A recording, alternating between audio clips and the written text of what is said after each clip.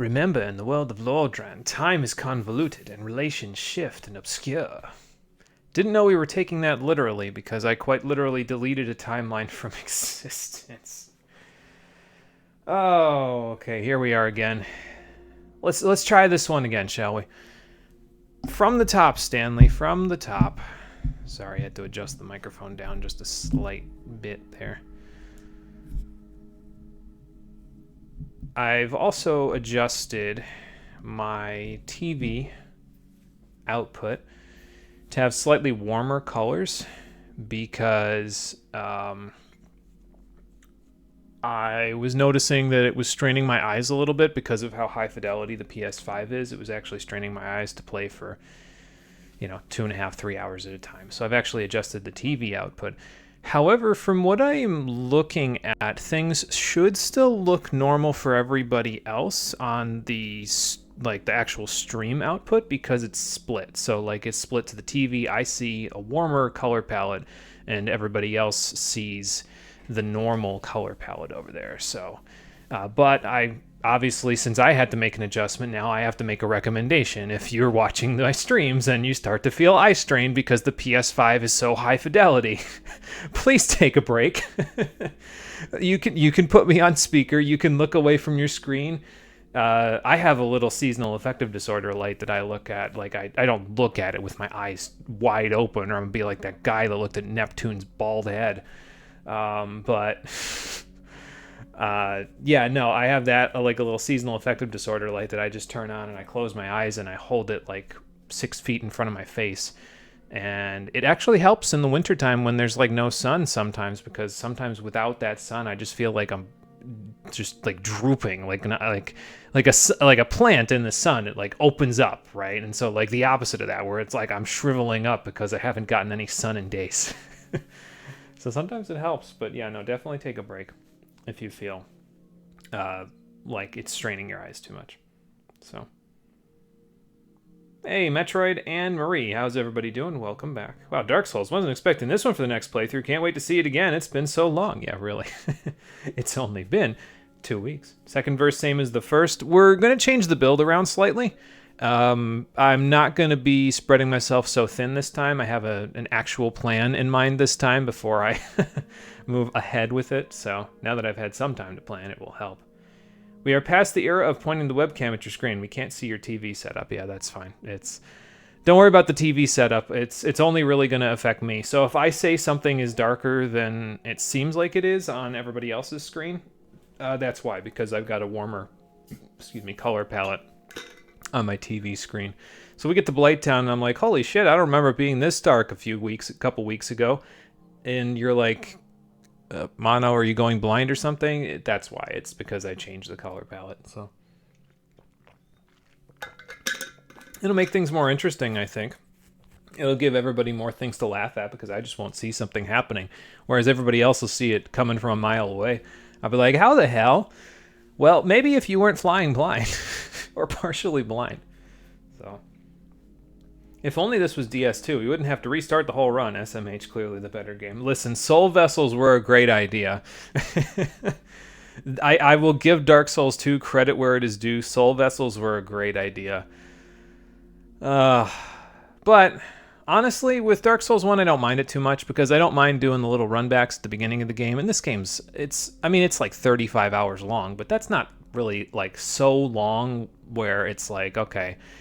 If I had to restart the whole game from the beginning in Dark Souls 2 because I didn't like how my build was panning out, I personally think Dark Souls 2 is kind of bloated with content. So I would not, I'd be like, okay, I'll do something else actually instead. But yeah, and that too. Yep, if you know what you're doing, where you're going, Dark Souls 1's pretty short. And I have a fair idea of what I'm doing and where I'm going. So we will see how it all pans out. So let's do that right now. I should probably get a screenshot of that screen where he's lighting the bonfire in the Elite Knight set. That would probably make for a good supplementary thumbnail. Don't get me wrong, I like the one that I'm using now for the first episode, but it might confuse people. In subsequent episodes, because as we've said, time is convoluted and relations shift and obscure, and this playthrough has shifted and obscured its way into a second helping. So let's help ourselves, shall we? How you doing, everybody? My name is Monochromium, and this is Dark Souls. No, you're not getting deja vu. I attempted to play this and did the first 3 streams of this like 2 weeks ago at this point. I had to stop because I wasn't really a fan of the build that we were panning out. For anyone that was trying to figure out what the build was, I was planning on kind of mixing in a whole bunch of different types of magical spells. I was going to mix in sorceries with pyromancies and like 1 miracle that was non-damaging. And on top of that, I was also going to use crossbows. Like eventually I was going to plan on using the Avalon, which is a 3-shot crossbow. And it was going to be interesting. I'm not really sure how viable it would have been in the DLC, because the DLC bosses have a tendency to be quite resistant to silly builds. So this time, with more prudent planning, I hope that the build will be a little bit less meme-worthy, I guess, because meme-worthy only gets you so far in certain situations. So. Is this all? Yeah, I think I set this all up ahead of time just to make sure everything was the way that it was supposed to be.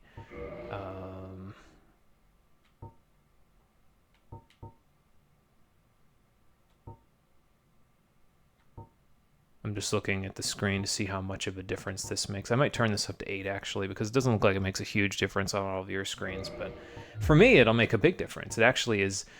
well, you know, honestly, adjusting the brightness might counteract the fact that I just turned on the warm colors, wouldn't it? let's put it back here. We'll see how Blighttown is, and then I'll let you know. And honestly, like, I'm not really I don't think it's going to be a big problem, because, like, if I need a light, there is a light spell in the game, and I'm planning on actually getting it, because there are a couple of other light sources that you can use in the game, and I'm not really a big fan of either one of them. I would much rather just cast a spell than do the other 2 sources of light. So we'll see how it goes, and we'll go from there. But yeah, all of this is good. The controls are good.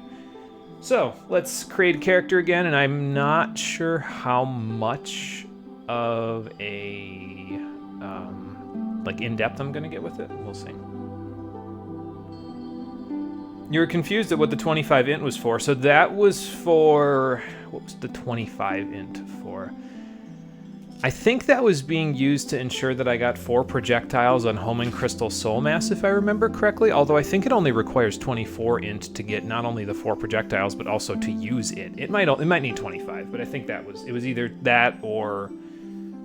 Maybe it was a holdover because I was going to use Crystal Magic Weapon earlier in the build, and then I decided not to use it, and I forgot to switch the int back. I don't know. YouTube compression always makes things look darker anyway. Yeah, that's true. That is a fair point, yeah. So we'll see how dark it actually is. I mean, it's right in the game title, so, like, if it is dark, then it would make sense. Alright, so we'll name our character. I'll just do another one of my situation here. We're going to pick the Deprived class again. We picked it originally for this playthrough, but also for Dark Souls 3. And there's actually, I think I didn't explain why I would want to get Deprived earlier on in the thing, but I guess it was kind of self-explanatory to what happened. Like in Dark Souls 3, we picked Deprived because we were buried and dead. So since we were in a coffin and dead and in a grave, I figured, well, if they left any trinkets or anything for them, they probably would have been stolen a long time ago in a world like Dark Souls 3's. Speaking of which, gifts. We actually took no gift the last time.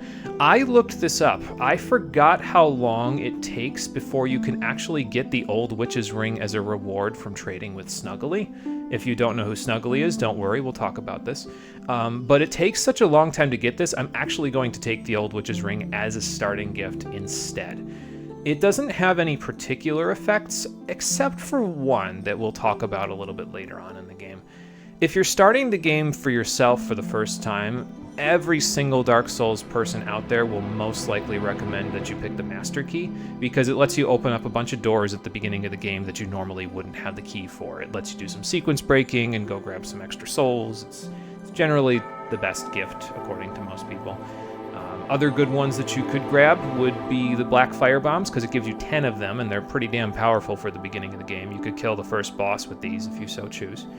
The pendant is, of course, the best one. So, I mean, I know I said the Master Key was the best one, but the pendant's the best one. So, yeah, no, definitely pick that one. To be serious, the pendant has no effect, period. The only thing you can do with it is trade it with Snuggly for an item, and I don't even remember what that item is, to be honest. So, but also the Old Witch's Ring is one of those gifts that some people will tell you, yeah, you should pick that because same reasons I'm picking it. It's one of those things you don't get for a while, so I'm gonna pick it. The in-game excuse as to why I would have it, even though, well, spoiler alert for 10 seconds from now, we're in prison at the start of the game. The in-game reason I would say that we would still have this ring is because it has no obvious effect, and so they would say, no, let the poor bastard keep his damn ring, because it'll make him suffer more as he sits there in despair in his cell from now until the end of time. So, I guess that's a little dark, huh? Pendant's OP when you don't want to. We don't want to ruin the whole playthrough. Yeah, like we gotta fix that part. It's not really, it's not really something that we can adjust for, you know. So we gotta leave that one off the table.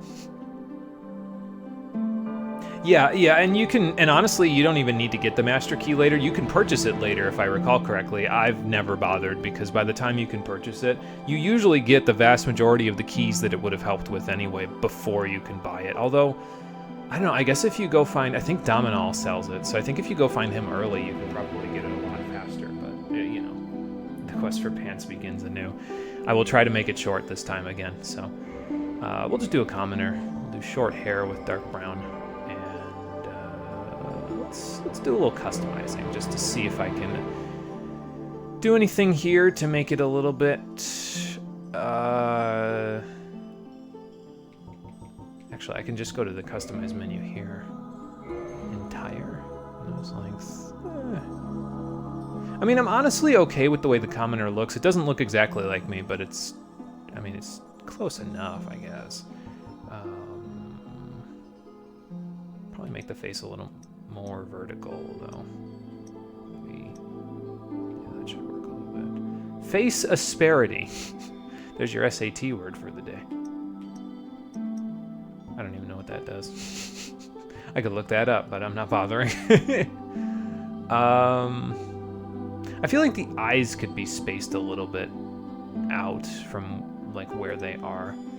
Color tone.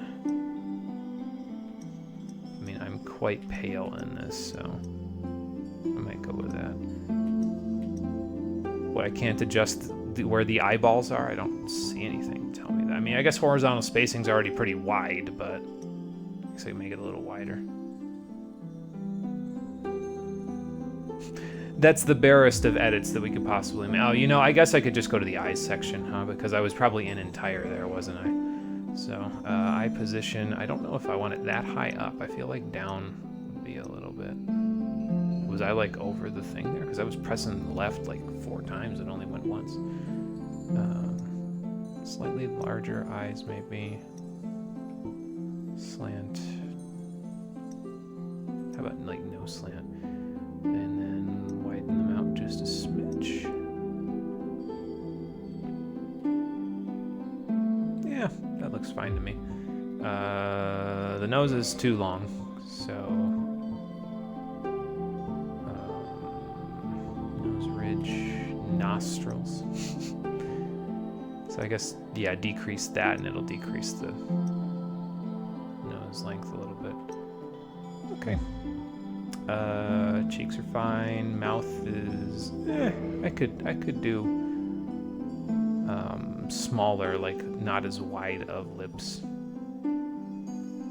Probably. Maybe even go, no, actually it's kind of okay where it is. There we go, mouth width, that's what I'm looking for. Put that a little more narrow. Mouth chin distance, make that shorter.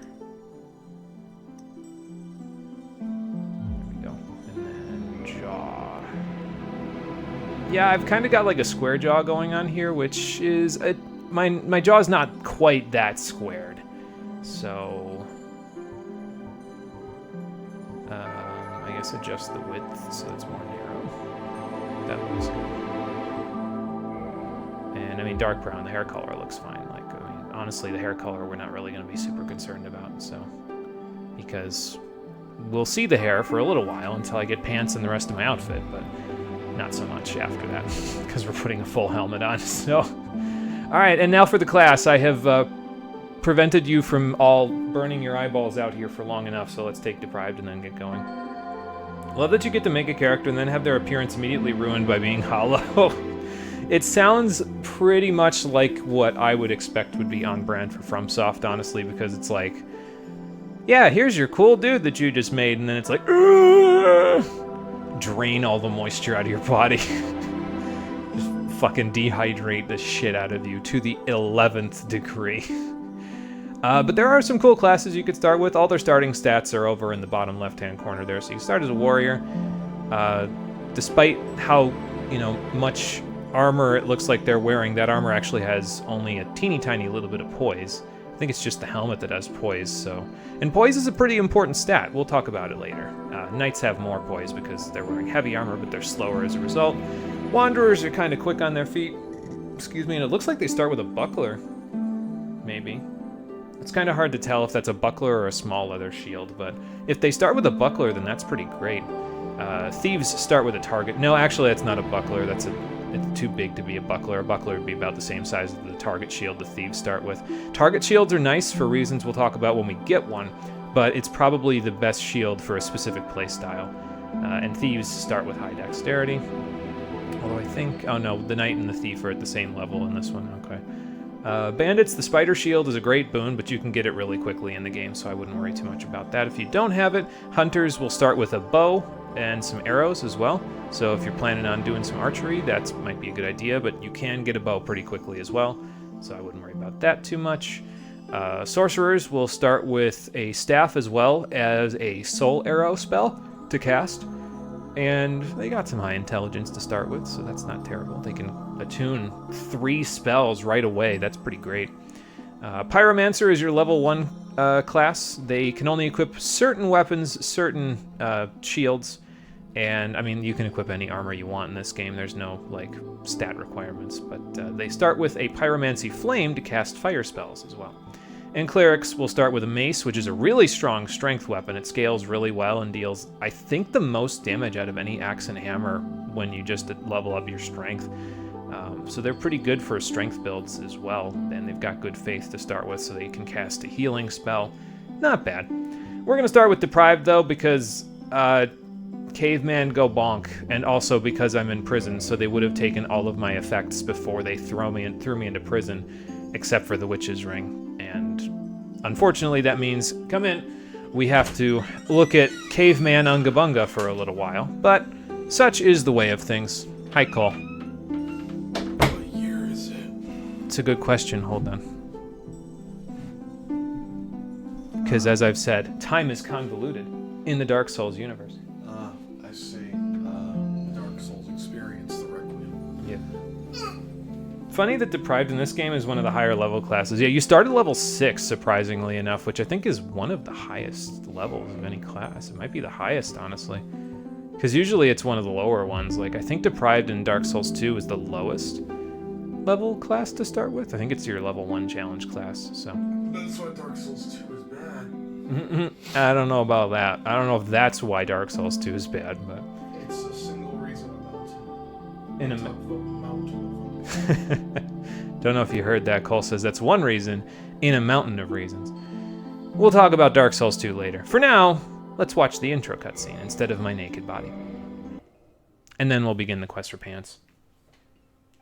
In the age of ancients, the world was unformed, shrouded by fog. See, if the world was still shrouded by fog, I wouldn't need pants. I could walk around naked for all I care, because who the hell would see me? Trees and everlasting dragons. Yes, he would. Cole said God, and he said he would judge me. He's right. But then there was fire. What would be the god of the ancient world? The dragons, maybe? Came disparity. I mean, I guess there were gods in the world. They just didn't do anything until fire came around. Life. There's some item descriptions later that talk about the flame god. Maybe if I remember, I'll take a look at them. I always forget with item descriptions in this game.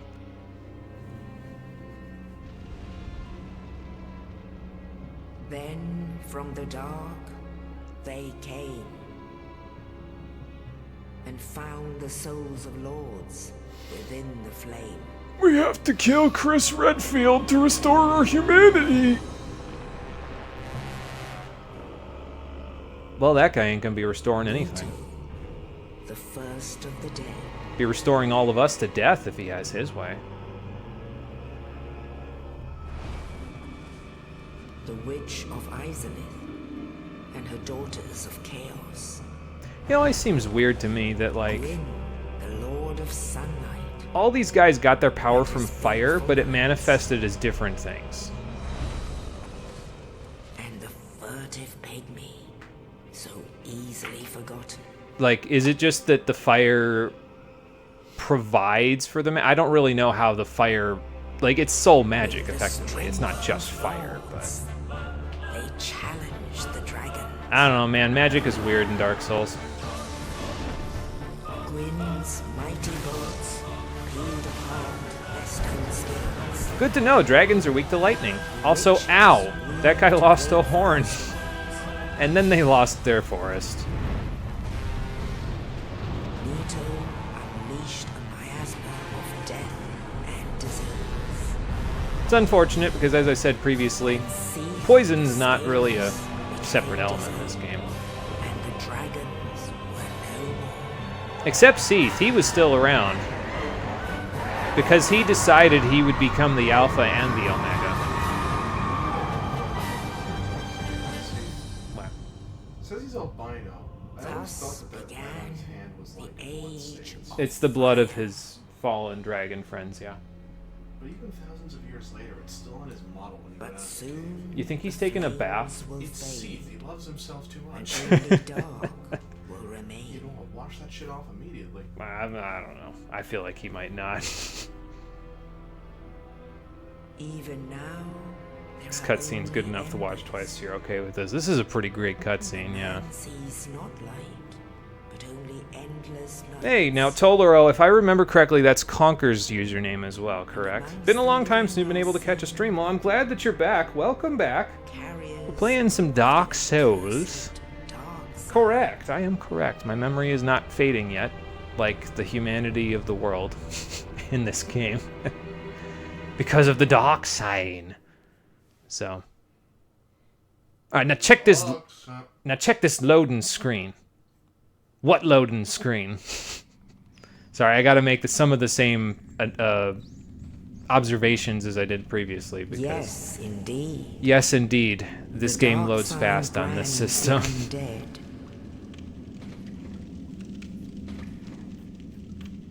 Yeah, that warm And color in this balance on the TV output makes this a little bit darker.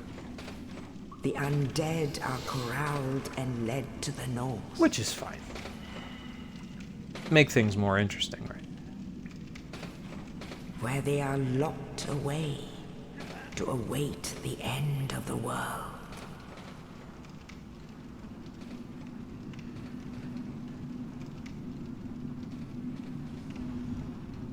This is your fate. It might be, but at least I have my little trinket to go with me this time. I don't know, like I said, maybe that'll make it worse. Let the poor bastard rot with his little bit of hope. What hope? I'm beef jerky.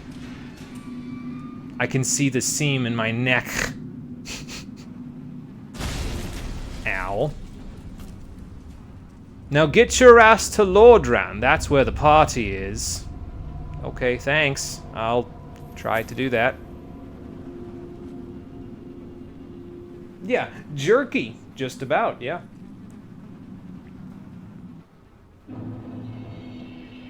Not gonna ask where you hid the ring to keep it from being taken. I don't think you need to know that. I'll tell you where I'm gonna hide this straight sword hilt, though. On the ground. But I think I'll hold on to it for just a second. I know someone who might want it, so I'll hold on to it for a second. Prison break! Oh, wait, this key only works for my cell. Sorry, all you poor bastards get to actually rot here. You know, I'm tall enough. Why don't I take one of the torches off the sconce? I feel like it would serve as a halfway decent weapon. Well, maybe not, because the torch in Dark Souls 3, the regular torch is a pretty crap weapon, but the follower torch is pretty good. Anyway, here comes my favorite joke of the tutorial. We talked about this before, but let's rest our tired bones at the bonfire so the bonfire can tell us... Leave. I'm sorry, I still don't know why I get such a kick out of that. It's just, you sit down and it's just like, leave! Get out of here! I mean, you can ask, but you probably don't want to know. Sconce is such a good word. Yeah, sconce is a great word. I like it. It's so fun to say. Sconce. That's similar energy to stonks. Yeah. Cole says it's similar to stonks. I don't know. It sounds like a goose call to me. Which is fine. Who's goose calling me now? Oh, okay. This guy is. You need to slow your roll, man. How do you feel about a... Oh, okay. Hold on. Let me get it out. Just give me a minute. There you go. Present for you. Please. I insist. I don't think you like the present. I'm running now. Run for your life! Later, bitch! Alright. Let's get the hell out of here. Some other way. Hopefully there's another way out of the dungeon. Besides that, the bonfire won't help me because it's just going to tell me to leave, so... I don't know if this is... Are you sure this is my shield message? Because I'm not really convinced. Why would I carry around a bunch of planks and call that a shield? Doesn't really seem like such a good idea, but, you know. I don't think I'm going to catch... Well, I might catch him, but I don't know if it'll actually help me beat him up. Yeah. Okay. No beating him up with my shield. We'll get a different beating stick. I might still beat him with my shield and then use my beating stick. Because... Ah, me mallet! Yeah, that's about as bad as I thought it would be. Thankfully, he can barely attack me, so... Stop that. Sorry, I'm not very good at these shield-only runs. We won't be seeing the, what is that, Orva and Reeves' Great Shield run anytime soon. So, beat stick acquired. Let's get going. On the remaster, you can see the seam between the head and the body texture. Yeah, when you're hollow and you're naked like this, yeah, you can see there's like a little seam right there. I don't know, honestly, like it almost looks like just gross shriveled flesh rather than like a seam between the head and the body, but like it doesn't look out of place in my eyes, but you know. Well, that could have ended poorly. Oh, okay. If you wait long enough, these bricks stop having collision. So like if you run through them before that happens, you'll like actually kick them around and then they'll just stop having collision and they'll stop, so. Oh, you. You're no hollow. Thank Sir, goodness. I am running around with a beat stick and completely naked beef jerky. So how would you know this? Lose my sanity. I wish to ask something of you. You and I, we're both undead. Hear me out, will you? Sure, fair enough. Regrettably, I have failed in my mission. But doesn't look out of place with that. Yeah, that is what it is. Yep, exactly. There's an old saying in my family. Thou who art undead art chosen. And thine exodus from the undead asylum maketh pilgrimage to the land of ancient lords. When thou ringeth the bell of awakening, the fate of the undead thou shalt know. Well, now you know. And I can die with hope in my heart. Oh, one more thing. Here, take this. An Estus flask. An undead favorite. Orange juice acquired. Oh, and this. And a key. That'll let us open up a door that we haven't seen yet, but we'll see it in a moment. Bid farewell. I would hate to harm you after death. So go now, and thank you. I mean, what are you gonna do? Like, die and then wake up again? What do you think this is? Some kind of resurrection arc or something? Well, considering he just died on the spot, don't think it will be a resurrection arc, but he did give me 100 souls to work with. Not that I can use them right now, because all I can do is leave. Yes, Sunny D acquired. So this guy dies. Why can't you take his equipment? You know, that's a fair question. Let's go see if we can take his equipment. Hang on. Like, if he's just going to die anyway, I mean, it's not like he's going to use it. That's why you can't take his equipment, because he turns into ethereal, into the ether when he dies. He just fades away. So, and that's frustrating. So I'm going to take my frustration out on you. I was pretty frustrated, evidently. Still got it. Again, this is the only game that in the Souls series that I actually learned how to parry in, so I gotta, like, take advantage of that while I can. Gotta get my parries in while I can.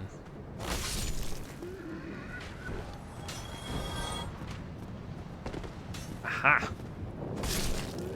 Oh, okay.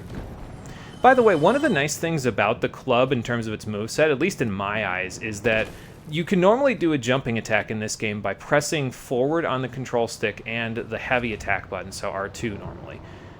It's like a smash attack in Super Smash Bros. But for the club, one-handed and two-handed, if you just press R2, you do a jumping attack. And honestly, I find that really helpful, because it's just sometimes like I'll go to do the jumping attack and I just won't hit the input right, so I'll do the heavy attack instead and I won't get the distance I need.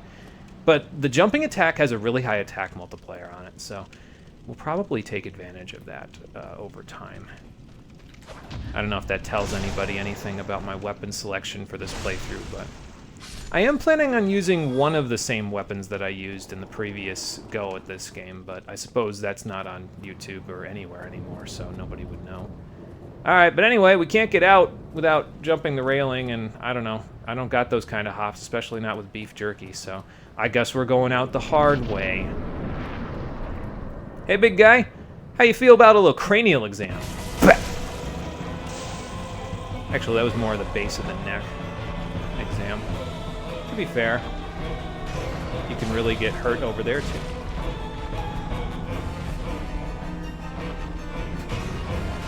And jumping attack.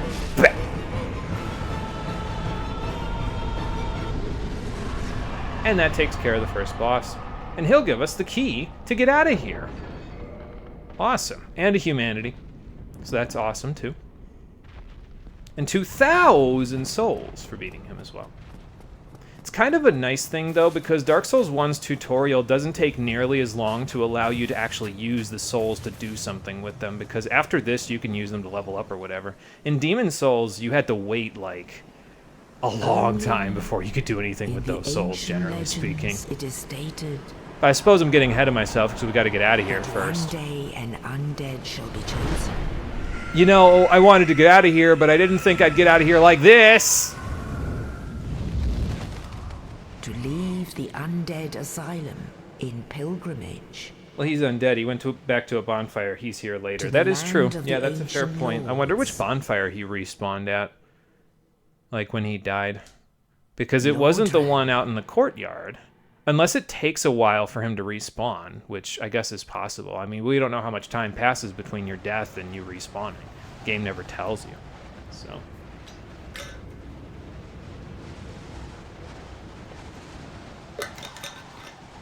Yes, the bird is squawking at me, although its children will probably squawk at me later. Because, you know, couldn't really get anything off of me for food. I'm all skin and bones. Anyway, we can level up at bonfires. And the nice thing about Firelink Shrine is that you'll notice that my Estus Flask totals have gone from 5 to 10.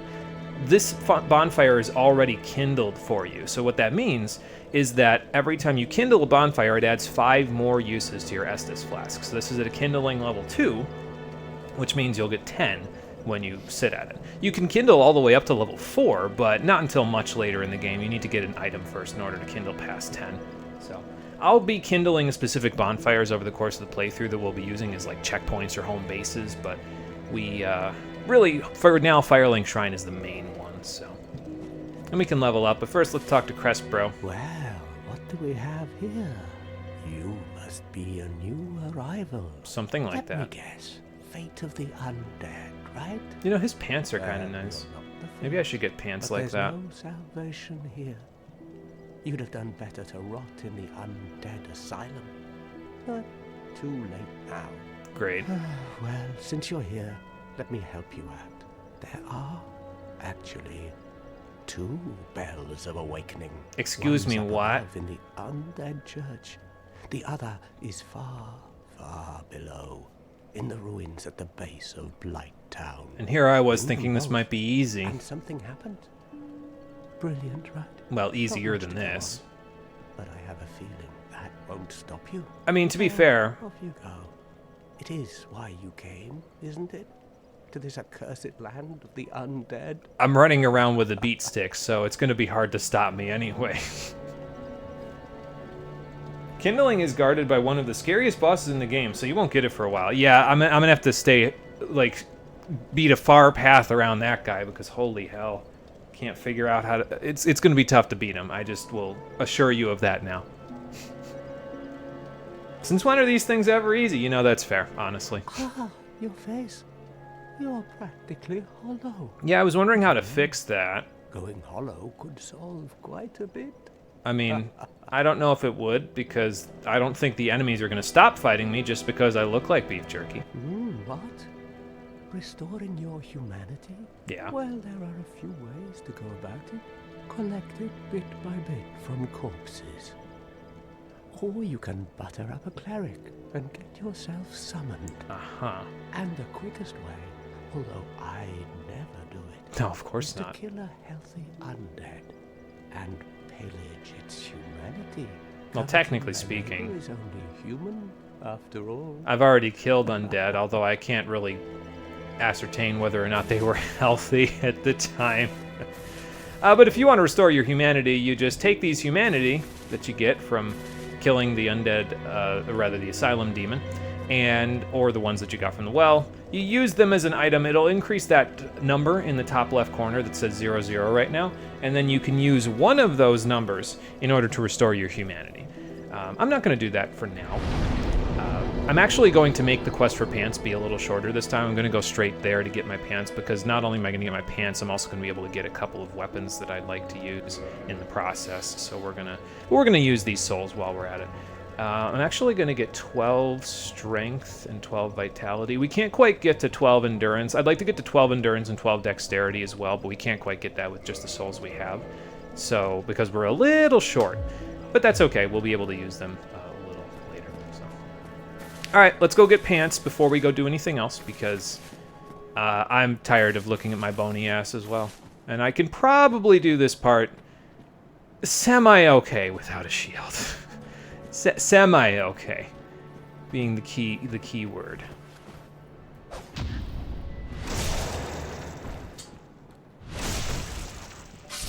Cole's sitting over there like, bruh. You just parried a short sword when you're fucking a hand. Yes, I did. It's all in the wrist, and by that I mean it's all in parrying their wrist rather than the weapon. Okay, well, I was gonna backstab, but no backstab for me. Alright, we'll wait on this. And off we go. Okay, now which one of you is gonna fight me first? You're gonna fight me first. Perfect. Oh, okay. Do a little bunny hop. I wonder that dude's HP bar didn't even pop up as drained. It just died. It's like 3. It's just dead. 3. And then dead. Oh, I was a little early on that one. That, in Demon Souls, would have been a partial parry, but in this game, not so much. Oh, good, I got a shirt. That's not pants, but 6 pounds? What the shit are you guys... Okay, I mean, I'll take it, I guess. I can't be picky right now. We can only really wear about 13 units worth of weight, though. I think I called them pounds in the previous game. They're not really pounds, they're units. It's just my filthy American brain has ravaged me for the rest of my life. So we'll have to take the shirt off when we get the pants that I'm going to get, because the pants that we're going to get are a little heavier. So I'm not going to go grab that ring over there on the bridge yet, either. It's a ring of sacrifice, which will let you die and not lose your souls. But I have like a level up's worth of souls right now, so I'm not going to go grab it just yet. we're going to get a few souls along the way, but I'm going to play the long game with some of the souls we're going to get. These souls of a lost undead, you can pop them for 200 souls, but you can save them for a little later to get a net gain, and I'm going to try to do that if possible. So just hold on to them.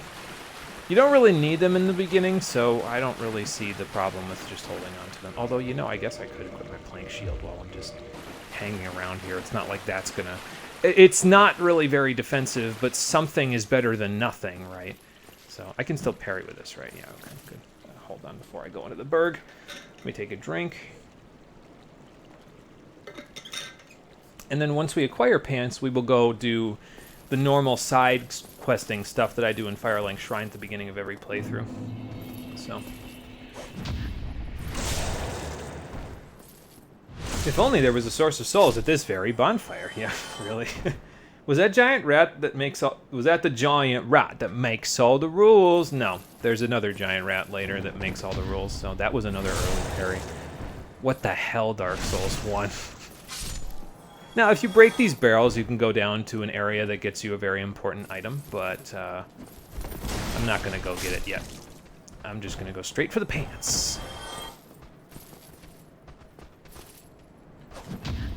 See, that one was good. That one was right when you're supposed to parry. But the other one's not so much. If you need help with parrying, by the way, in the game, I would recommend watching the arm of the enemy that you are fighting. When they start to bring the arm down, press the L2 button, which is your default parry button. And that should work out pretty good for you. Or left trigger, if it's Xbox. I don't know what it would be on keyboard and mouse. I don't even know why you would do that to yourself. Well, hey, Hellkite.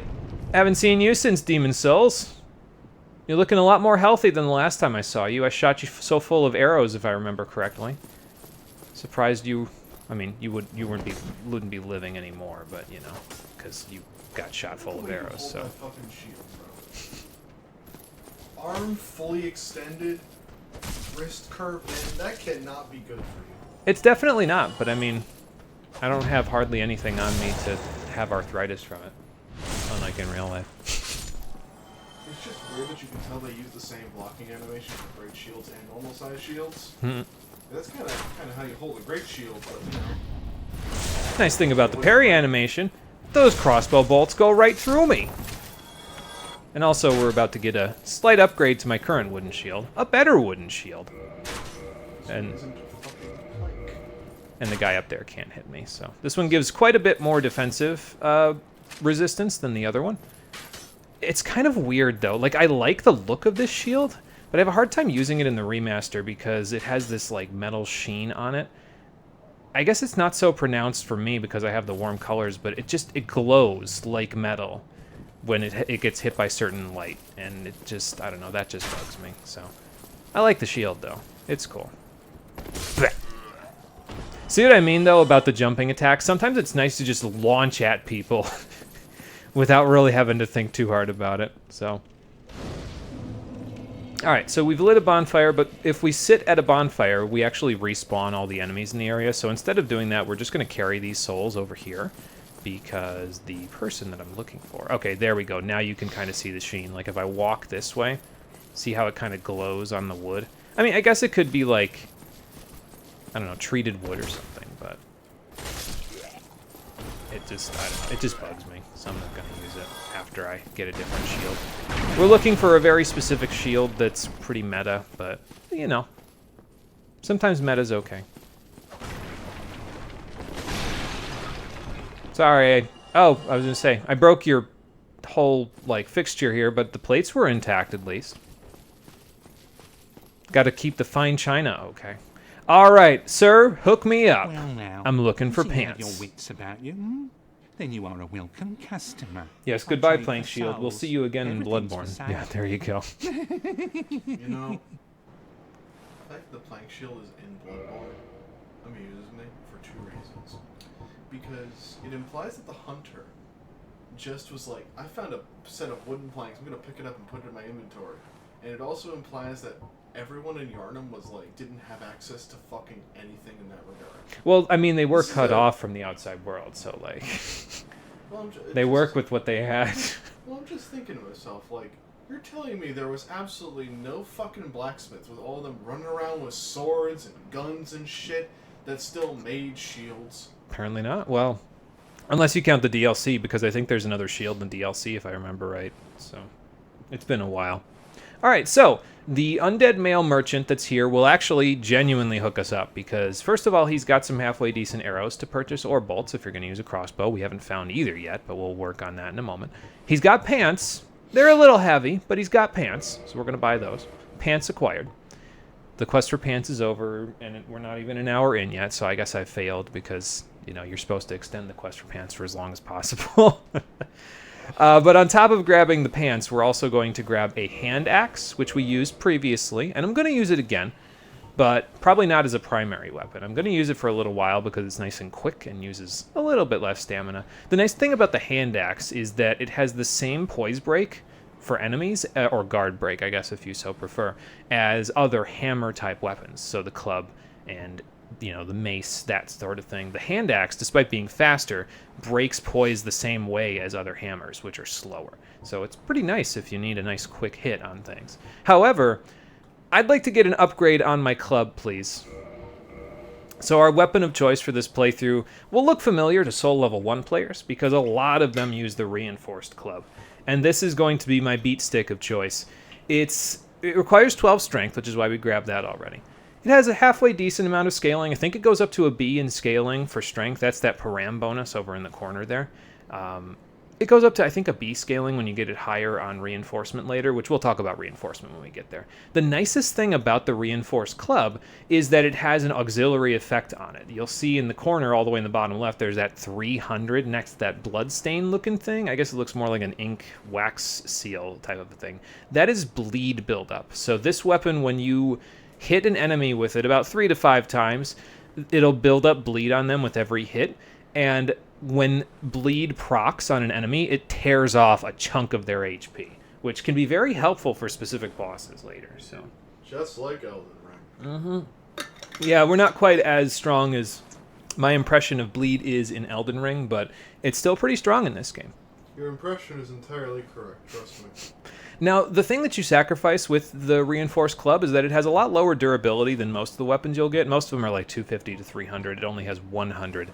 That's never a problem in Dark Souls, though, because durability goes down so slowly that you'll almost never notice it. You'll always get to a blacksmith before, well, generally speaking, unless you're avoiding the blacksmith actively, you'll always get to a blacksmith before you run out of durability, so. And is there anything else that I could purchase? I could buy the Residence Key or the Bottomless Box from him as well if I had a few more souls. Maybe we'll curve back around and see if we can have that much souls once we go back a couple of paces.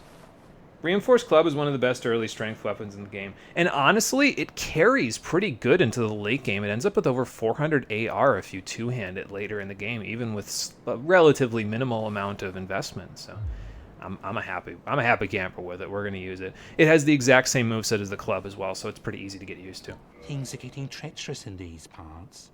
A horrible goat demon has moved in below. And up above, there's that humongous drake and a bull demon too. Great. If you stick around this place, it might end up being your grave. Yeah, trust me, man. I'm not sure that really helps me, considering I respawn at bonfires, so... What a waste of time. Go and fall off a cliff. Well, what do you mean by that? I bought like 1,000 souls worth of stuff from you. Don't get greedy now. Good lord. No respect around these parts. At least I can be decent now because I have pants. Unfortunately, we have to take the shirt off, so now I have to look at my bony chest instead, but that's not terrible. I only look at my back most of the time anyway because I'm running around. So, Reinforced Club. We can wear it with the shield and the pants, so that's pretty good. And it's nothing to write home about. I mean, it's basically just a wooden stick with a bunch of leather and nails sticking out of it, and I guess there's a little barbed wire wrapped around it. I don't know where the hell this guy got that from, but I'll take it. It will come in handy. This is an intervention for light equip load. You have an addiction. That is true. I am addicted to light equip load. It's just too good. The Dark Souls experience is running around in an armor set that's 3 times as heavy as it's 2 times as heavy as you want to be, so you're fat when you're rich, you don't care fat to speak. I used mid-roll for my very first playthrough of Dark Souls 1. And, I mean, it was fine. Like, you could work with it. It's just, it wasn't my favorite thing that I ever did, so. Alright, so I think if we curve down to that where those barrels are down there, I think we'll have enough souls to actually purchase the bottomless box, which would be very nice to have right around now, so. Also got some throwing knives. Let's make this jump. Okay. Can't really, you have to commit when you make a jump. You can't really change your curvature of your jump in the air, so I hope that you know how to jump correctly. Here's the light crossbow with some standard bolts. We were going to use that as our crossbow of choice for a little while in the previous playthrough. I have since... in the previous timeline. I have since learned my lesson. Where the hell did all these barrels go? I have since learned my lesson. We will not be using a crossbow this playthrough. I'm just going to go back to using a bow. It's just... I don't know. That, if anything, that's what I'm addicted to in the Soul series, is just using a bow rather than a crossbow. I've never really been a big fan of the crossbows in this series, and I mean, there was nothing wrong with the crossbow, but sometimes it's nice to be able to tee enemies up by aiming at them, which you can do with bows in this game, but not with crossbows. You have to use binoculars in order to get the same effect out of the crossbow. Good question. How did I not hit that guy? I'll wait. There. Just, you know, whack right in between their hitbox. The air molecules being pressed against them will kill them. Bonk. Bonk. Yeah, those motherfuckers are literally just hanging there. Bonk. They were just like, fucking leave. Bonk. I mean, if the bonfire's gonna tell me to leave, then I get the right to tell everybody else to leave.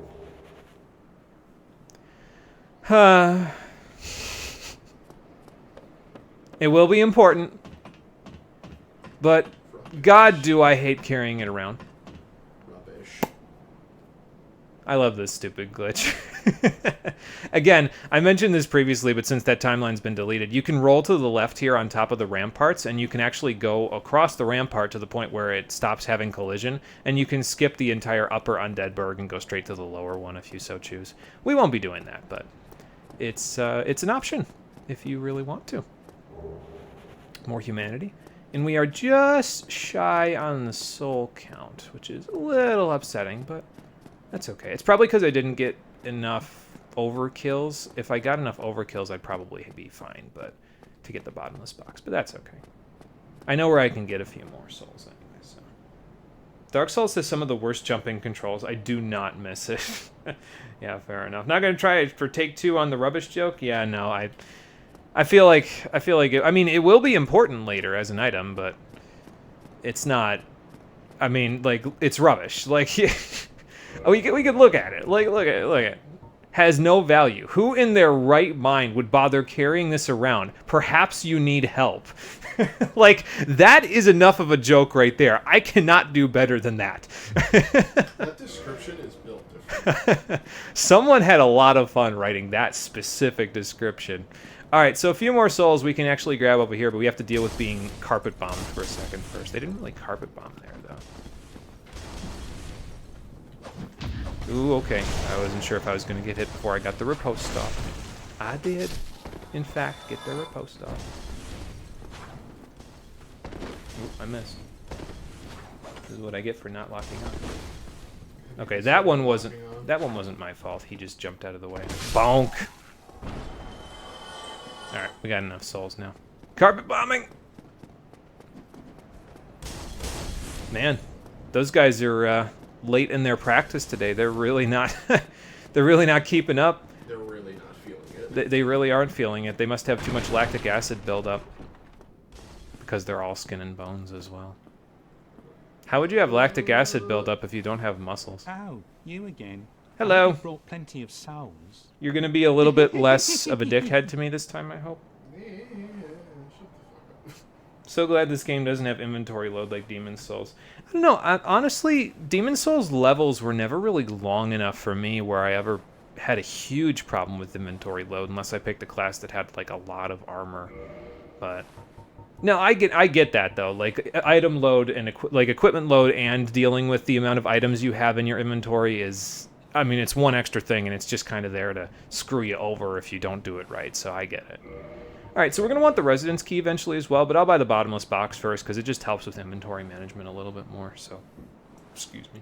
You know, sometimes I think that some people don't we don't talk about that enough. There's just a box you can put literally anything in and take out whatever the hell you want at any time.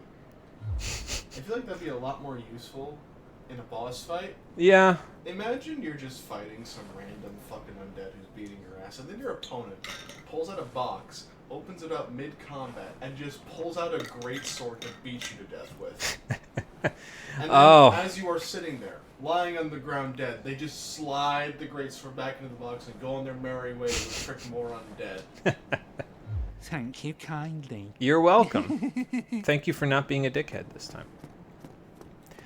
Oh, but if you think that the bottomless box in this game is funny, there's actually another game that we'll be playing for the stream later. It's a rather obscure old RPG. I won't say what it is yet, but we'll see if anybody knows what it is by describing it. You get an inventory box that is not only an inventory box, it's also your pause menu. So if you need to pause during a boss fight or during a gameplay or whatever, you quite literally jump inside of the box, and that is where all of your items are stored. That's where all of your weapons are stored to be equipped. It's actually kind of funny because you effectively open a small pocket dimension by going into this box every single time you open it up. So, you know, I could have gone back here actually after grabbing the humanity and showing the friggin' like teleporting stairs thing, and probably just killed these guys for a few extra souls, but oh well. He just described Skyrim's inventory. Is that Fable? Didn't 3 work that way? Fable did, in fact, work that way, yes. I think 3 had a pocket dimension inventory. It's not the game I'm referring to, but it is actually very similar to how it works in the game that I'm referring to, so. It's even older than Fable, the RPG that I'm referring to, so. I never got to play Fable, actually, though, because I think if I remember right, it was an Xbox exclusive. I could be wrong about that, but it was for a while, if I remember right. It might have been on PC, too, but we never had a good enough PC to do any of that type of gameplay, so.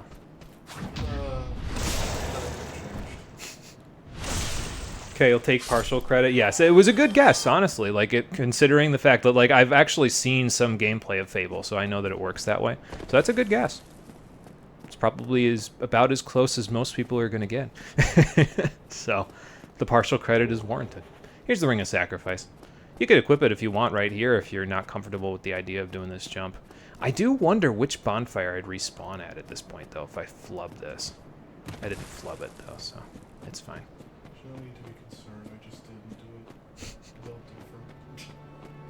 Alright, so now we have pants, we have a halfway decent shield, and we have all of the weapons that I'm planning on using for this playthrough, except for one. Well, 2, technically speaking. We'll talk about that in a few minutes.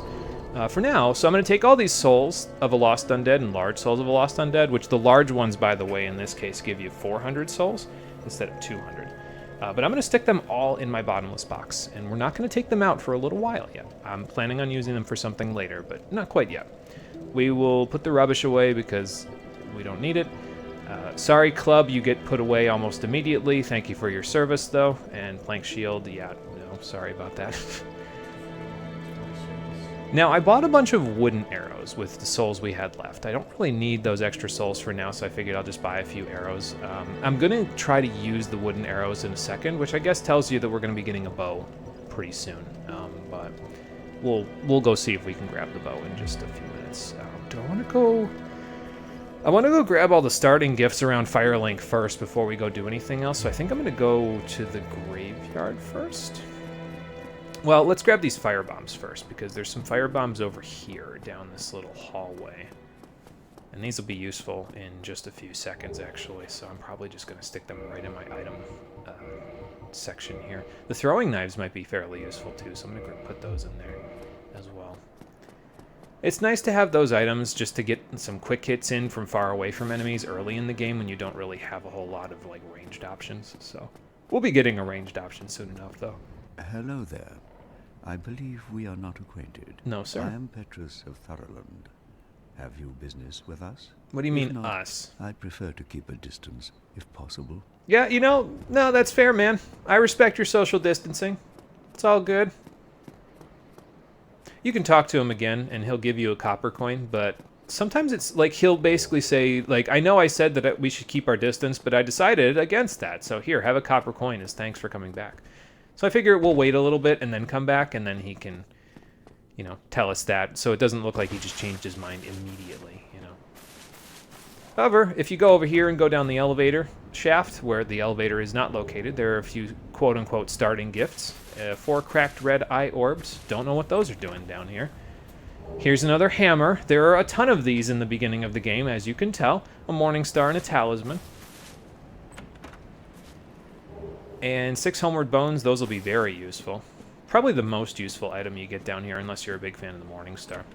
Which, I mean, that's fine, if that's what you choose. These Lloyd's talismans can be useful for one thing that I've actually already demonstrated in Dark Souls 3, but I'll demonstrate it again when we see an opportunity to use them in this game as well. So, thank you for not using the crossbow again, for the love of God. Yeah, no, I got pretty sick of it myself, to be honest with you. Like, not being able to aim down sights on it, really not a big fan of that. So, we'll go with a regular old bow. It's fine. But we won't be getting the regular old bow just yet because I've gone to the boneyard. The nice thing about clubs, though, well, hammers in general, is that they knock enemies like skeletons over because they have almost no poise, basically. So now, it won't knock them over if they have their shields up, but that's not a huge deal because they don't always have their shields up. So that would have been nice if I'd have hit him right there. This is why I like the jumping attack, by the way, for the early game, because you can kind of stay outside of an enemy's aggro range and then just jump directly at them, and they're usually the AI doesn't really know what to do with that. So for me, it kind of helps. Like this. Bonk. Bye! I guess his friend didn't really like that very much, huh? Haha! Now you will join him? Nope, I cut your ankles off instead. That's cool. Oh, what'd you drop? A scimitar? I could have bought that. If I was doing a dex build, that wouldn't be a bad weapon to play around with right now. I'm not doing a dex build, but it's cool. We actually can't even use it because we're never going to have 13 dex on this playthrough. You know, I kind of find it hard to believe, though, that this doesn't cause bleeding. Even though it's like a curved sword with a single... Well, it might even be... I don't know. Is the inside of a scimitar edged? Probably. I don't know enough about weapons, to be honest. But I know the one edge is, but... Yeah, curved swords in this game are actually really good. They've got a really good two-handed moveset, excuse me. And if you use... like, when I played Demon Souls for the stream, I played with a weapon buffing build. So, like, if you buff your weapons in this game with stuff like... Magic Weapon, Great Magic Weapon, or Crystal Magic Weapon. Scimitars and other curved swords really take to that, like, a lot. So, definitely well worth it. Also, you can grab this shield without even aggroing the skeletons, so that's funny. Let him put his hat on, and then knock his block off. Oh, I'm in trouble. Okay, never mind, I'm not in trouble. The ones with the large curved swords, the Falchians there, they actually have less HP than the guys with the shields, so they're a little easier to kill. We've got 10 Estus to use, though, so I'm going to just run around the graveyard and grab everything. Why the hell not? I've got something that knocks them all down in one hit, so what the hell, right? Curved swords! I get the feeling I'm going to regret running around the whole graveyard, though. Just call it a hunch. Bong. Alright, both of y'all get up here. See what I mean, though? The AI kind of walks after you, but doesn't really know what to do with the fact that you're jumping directly at them because you're too far away for them to melee you. So then, by the time you get into the point where they're going to hit you, they try to start hitting you, and then they just sort of are like, oh, shit, he's already hitting me. And when you can knock them over with something like this club, it's pretty nice. How are we doing durability-wise? Oh, I've already used 5 durability on this, okay. Well, that's fine. I'll keep that in mind. Now, instead of going down the main path over there, I'm actually going to go up this little side path first because we get to fight this large bro by himself. And as you can see, I can knock him over with the two-handed hit. Kind of ridiculous, but I'll take it. Oh, wow, that was a counter, not a counter hit, an off-balance hit. You can actually hit enemies when they're jumping away from you, and it hits them off balance, which deals like 25% more damage. It's kind of crazy. Yeah, that's a big boy, but we got him. I'm actually surprised. I didn't expect. I actually tested that off screen in between me ending the last attempt at this and then starting this one, and we can actually kill those guys in like 4 hits. I didn't expect that, so that was why I ran away from them previously. But we don't actually have to. In most cases. In this case, fire bombs. Definitely fire bombs. Although I almost just went off a cliff, so that's fun.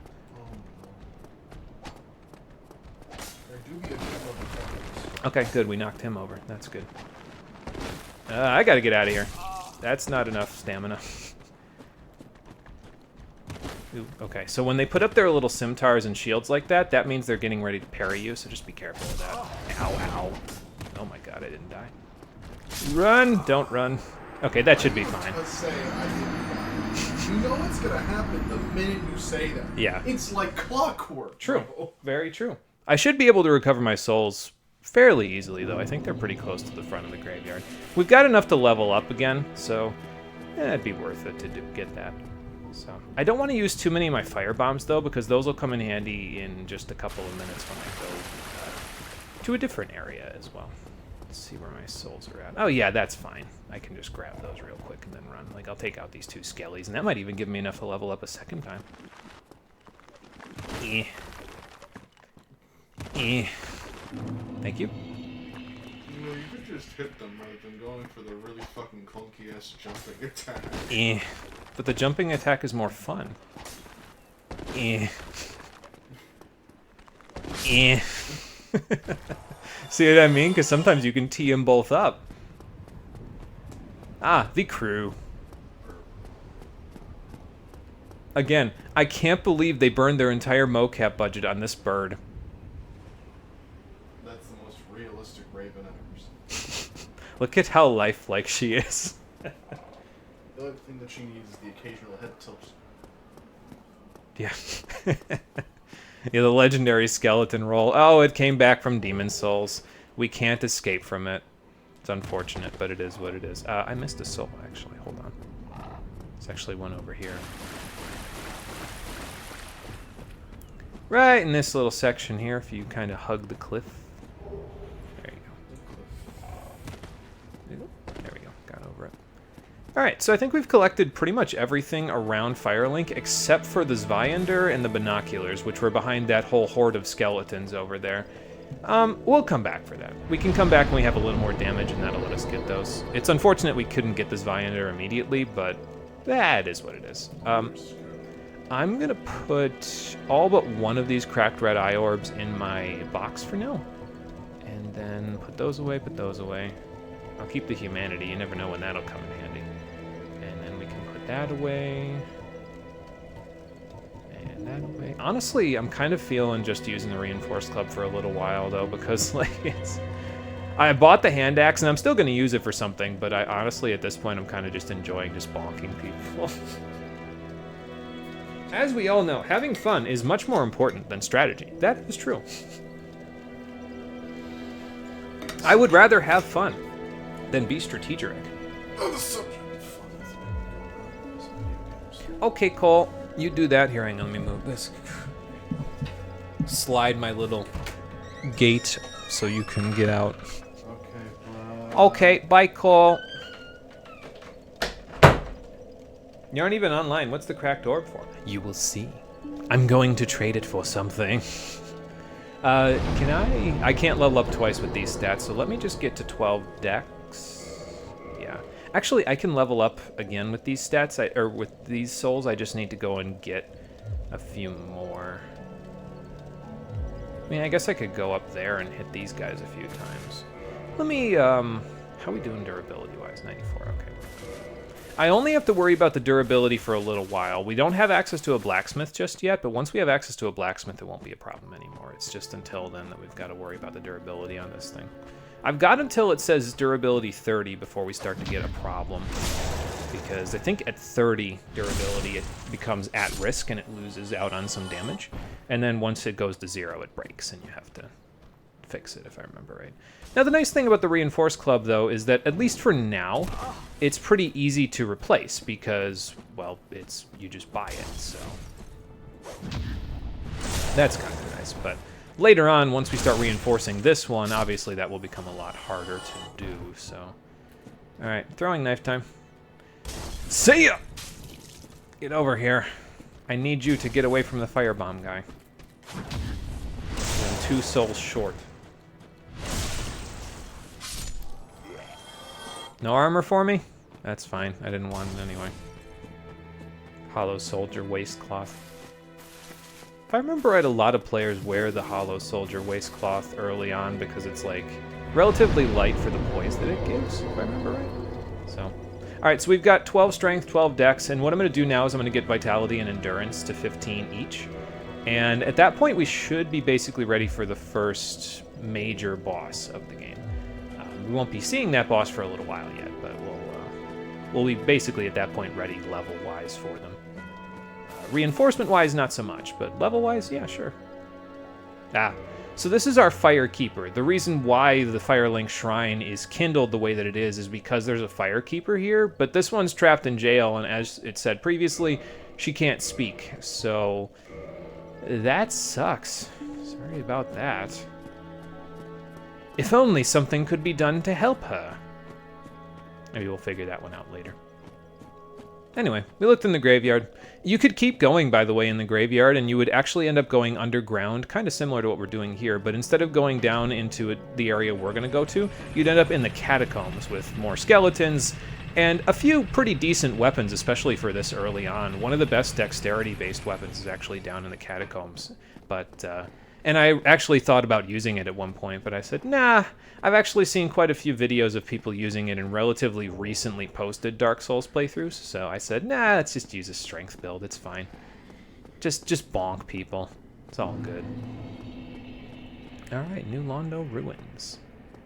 Now, this way up here, normally if you have the Master Key, this door is actually openable, but since we don't have the Master Key, it's locked and it can't be opened from this side.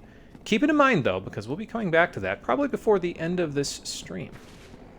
So, if we get far enough. Shall be back. All right, Marie, sounds like a plan. We will see you soon enough.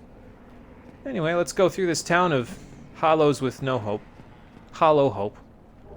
Actually, the opposite of hollow hope. Hollow no hope. Grab the best stock, which we actually can use. I actually have the dexterity to use it now. And it's not quite as good as the bonking stick that I have, to be fair, but, you know, it's there. If you want to use it. Before we move any further, though, well, there's blue flames down here, so I'm going to need to grab Beef Jerky's items here, these transient curses, because blue flames typically means haunted area. So just, I mean, really, this is the only haunted area in the game, so you don't have to keep it in mind because it won't really happen outside of here.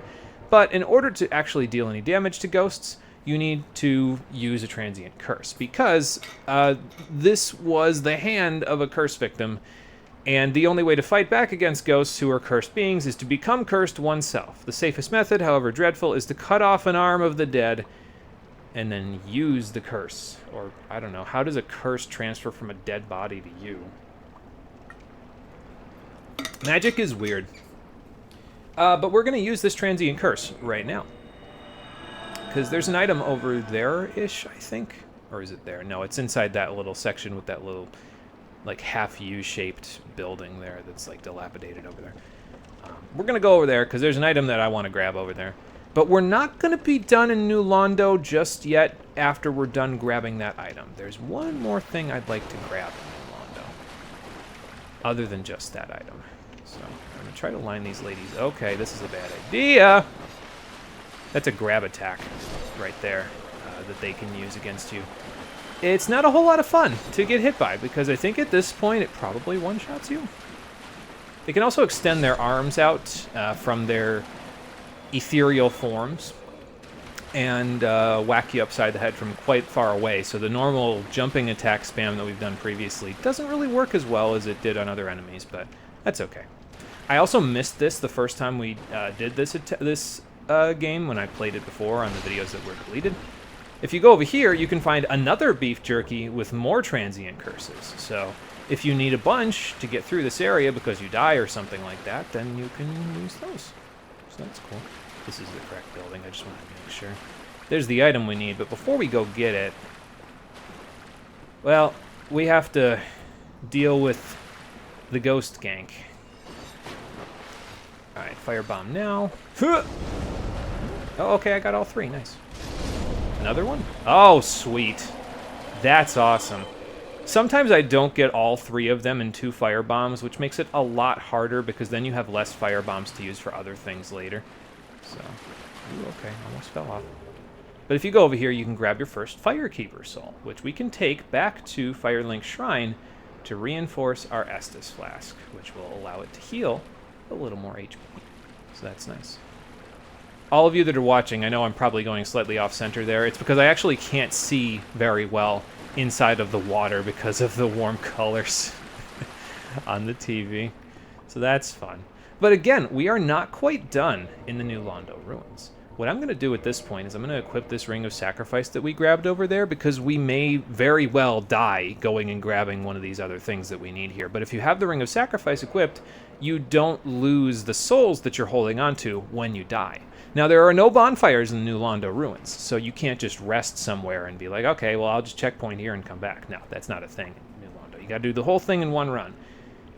I don't want to do the whole thing in one run, though, especially since doing the whole thing in one run right now would require me to go through a ghost house, which, not really a good idea, considering 1 or 2 ghosts already serve to be enough of a threat against us. So, anyway, before our transient curse runs out, there's actually a few more ghosts I'd like to kill to get a few more souls together, so let's do that. There's actually a shortcut that you can open up very shortly into New Londo, though, so I'm going to try to open that up right now while we're here.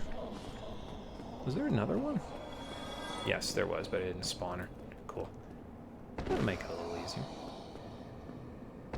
Bonk. Alright, come over here. Come over here.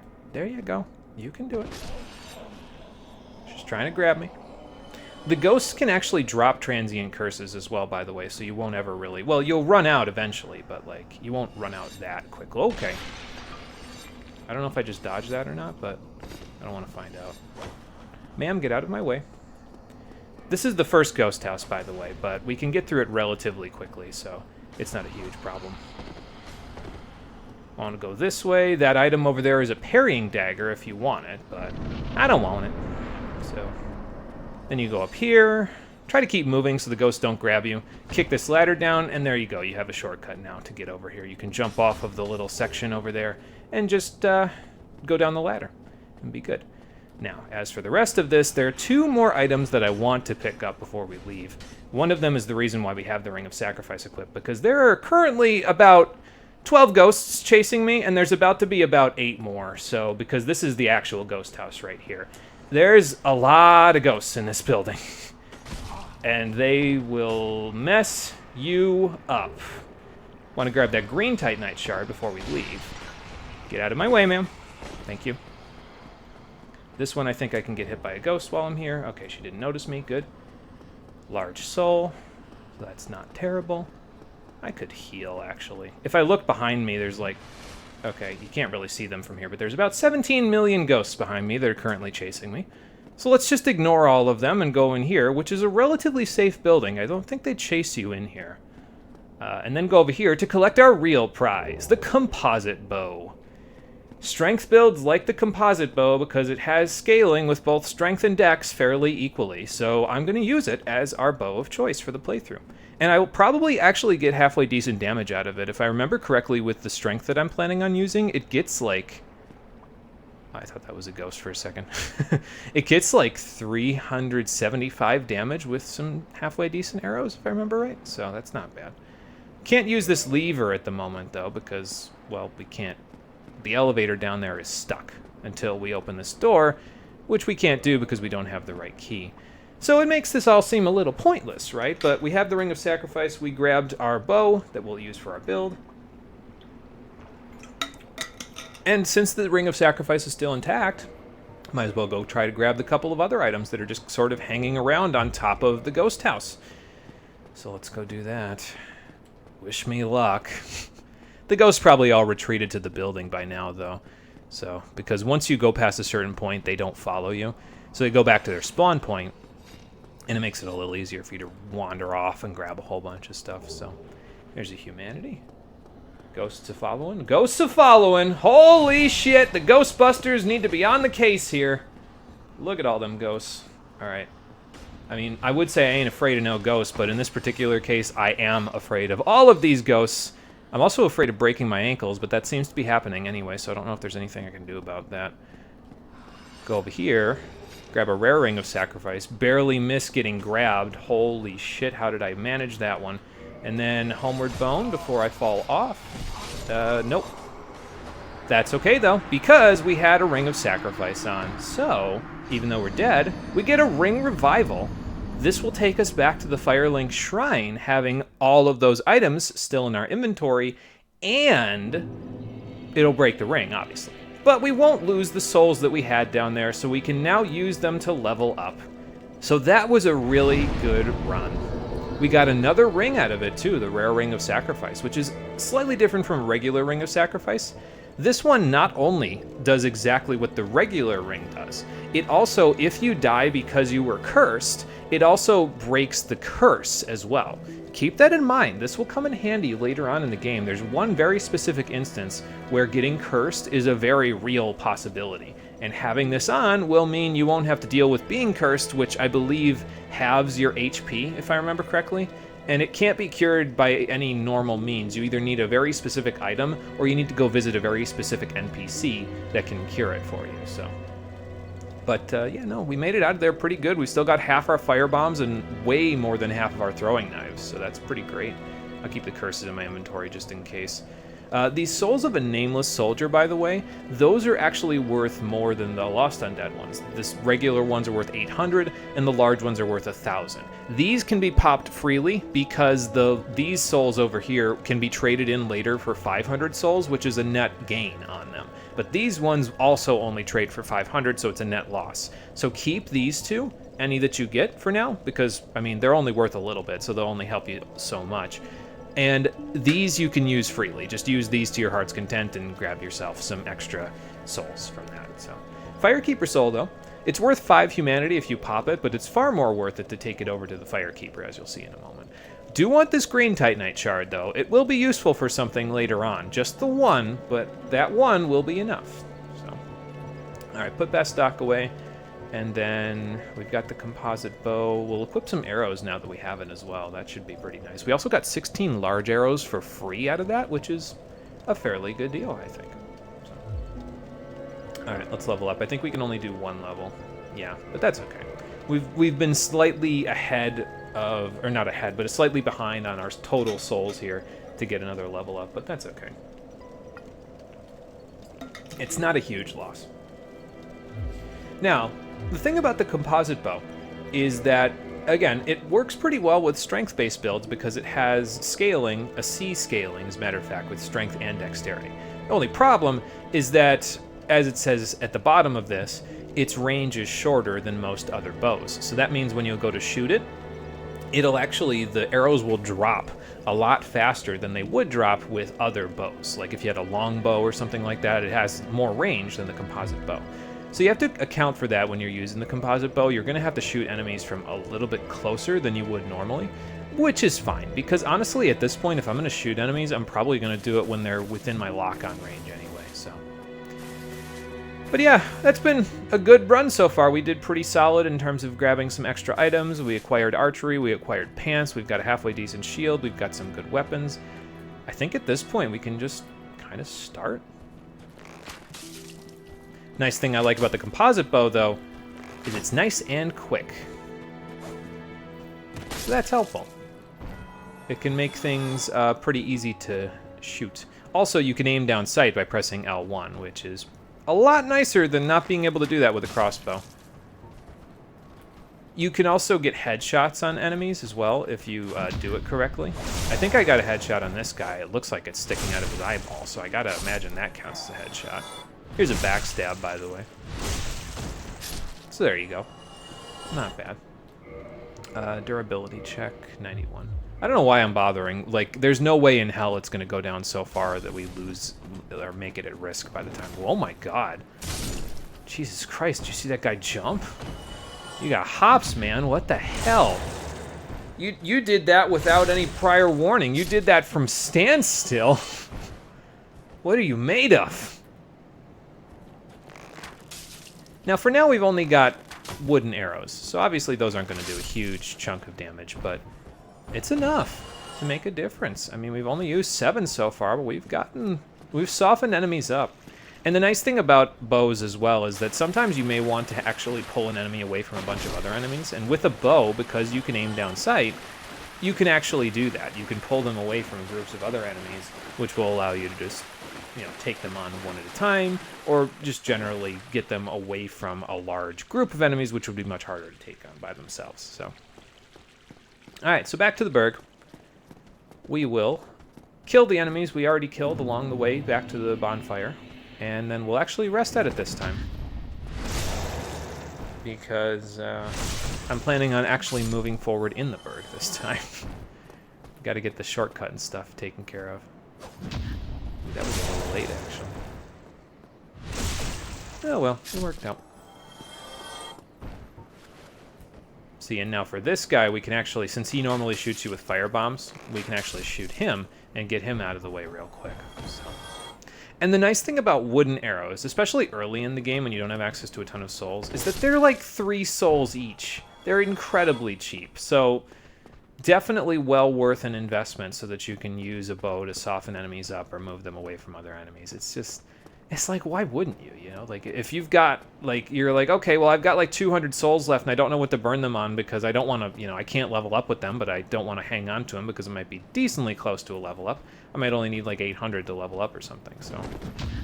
And it's like, well, here's an option for you. Go buy some wooden arrows, because with 200 souls, you can buy like almost, what would that be, 80 wooden arrows? I think I did the math right there. It'd be like, actually it'd be like 70. But the point of the matter is you can get quite a few arrows out of the matter, so that's not bad. Goodbye. Sorry, I just felt like doing a backstab there instead. We're not even going to bother going by the undead merchant. Yeah, actually, no, we are going to bother. Never mind. I was going to say, we're not going to bother, but we need the residence key, and we have the 1,000 souls we need for it now, so I'm actually going to go back. We will go purchase the key, and then we'll have it moving forward without having to come back here, so. Bonk.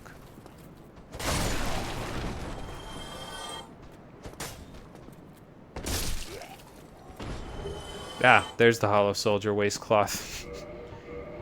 Yeah, well, I mean, it is only 1.5 units, so that's not terrible, but it's not much better than looking at my bony ass, so let's put the actual pants back on. Thank you very much. Alright. Bonk this guy as well, and then, I don't know, we'll buy some more wooden arrows if we have to, I guess. Well, the fine china's still intact, so that's good. 1990, that's the year before I was born. Oh, there you are. Still keeping your marbles all together? Trying to. Go ahead, don't be a nitwit. Never hurts to splurge when your days are numbered. I mean, I'm sure that works out pretty well for you since you're taking my souls, but, you know. Do I want more fire bombs? I might get more fire bombs since we have a bunch of extra souls to just kind of hang out onto and burn. I mean, I guess I could use them because we're going right back to the bonfire to level up in a second, so I think we have enough to level up. I might be wrong. I didn't really look that hard. Well, we bought the residence key, so that's all I really care about. Oh, thank you very much. You're welcome. Come back soon. You know, the trouble is I don't think I'm ever coming back. I don't think we'll need him ever again, even though he quite literally gave me all the weapons I'm going to use for the entire playthrough except the composite bow and one other one, but we won't get that last one for a little while, so. Oh well. He was helpful while he lasted. All right, let's rest at this bonfire this time. And do a little inventory management if we so choose. Oh, I didn't give the Firekeeper soul back. Oh, well. We can always give that back a little later, as long as I don't use it before we, like, get back to Firelink, which there will be a shortcut that we can actually open up pretty soon to get back to Firelink Shrine. So we'll work on that after we wrap around to that point, but we're not quite there yet, so. I always forget, it seems like. I forgot the last time, too, I think. You know, it might be because I died, and so I just sort of started walking without thinking about... Like, if I had come back up through the New Londo ruins, if I had somehow made it out of Ghost House without dying, and then I made it all the way back out, I probably would have walked right past the Firekeeper and been like, oh, okay, let me give you the soul. Since I didn't do that, it just sort of slipped my mind. Oh, well. Yes, we can level up again. All right, cool. We'll get to 15 Vitality first, then we'll get to 15 Endurance, and then we'll be level 16, and we should be in pretty good shape at that point. So, not going to kindle this bonfire yet, though. Although we did, you'll notice that my number in the top left corner has actually gone up by 1. Sometimes enemies that you fight that are hollows will drop a humanity, and it's considered a soft humanity because it's not in your inventory. Hard humanity are the ones that take up inventory slots. These ones? These ones. Soft humanity are ones that are just dropped ambiently by enemies. So sometimes you'll just get one. It's not bad. It lets you kindle things a little bit easier. Reverse hollowing so you can be human. Excuse me. So that's not terrible. What was I going to look at here? Okay. I'm at 11.1 on equip load, so that should be pretty good for a little while. Oh, you know, I was probably going to look at the durability for the reinforced glove. Look at it like a hypochondriac. It's probably at like 89 at this point. I don't have to worry about it. I don't know why I'm bothering. Alright, so you're dead. Looks like all your friends aren't following me, although probably if I leave them they will, but... we'll cross that bridge when we come to it. For now, let's cross this bridge instead. Holy shit, man, you were... Okay. Okay, well, they're being feisty today. Good to know. Okay, good. Well, didn't get this guy, but, you know. Can get him now. Oh, one of them dropped. Wonder what he dropped. Let's see. Ah, Hollow Warrior Helm. Okay. I wonder how heavy that is. It would put us too far over. You need to be at or below 25% in order to light roll, which is this type of roll. If you go over 25% but not over 50%, your character starts walking a little slower, as you can see here, and then when you try to roll, you kind of... I mean, you roll how you would expect someone would roll when they do, like, a forward tumble, right? But it's not quite as quick, which is not quite as good, in my opinion. But, I mean, it is what it is, you know. You can increase your equip load by increasing your endurance stats, so we're going to work on that shortly. But... currently, I have a little bit more heavy pants than I normally would. Okay, didn't quite have the range for that one, huh? Yeah, so I have a little bit heavier pants than I normally would at this point, so as a result of it, my equip load is a little bit higher than it would be, but we'll get lighter pants soon enough. I'm going to use the same armor set that I was using previously on the last playthrough, so if you remember what that one was, then you're in luck. You'll see it again. If not, don't worry about it. You'll see it soon enough. Alright, whole bunch of dudes. Have a throwing knife, friend. Got him. Now for you. Sometimes they'll actually jump away from the throwing knives too, but apparently not these guys. They're too gung-ho about getting me.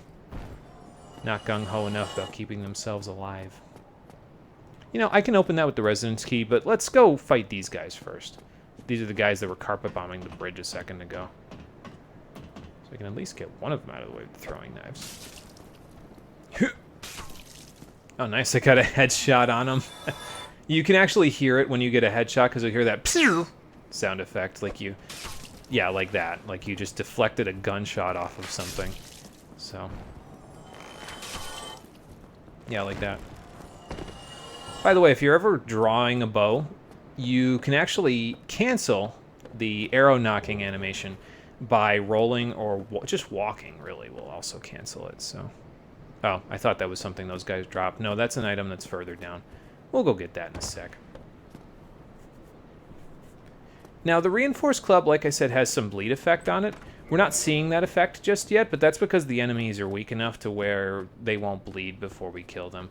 There will be situations later where the enemies will not die before we can bleed them, and generally speaking, those enemies have lots of HP, so the ability to bleed them will be pretty helpful.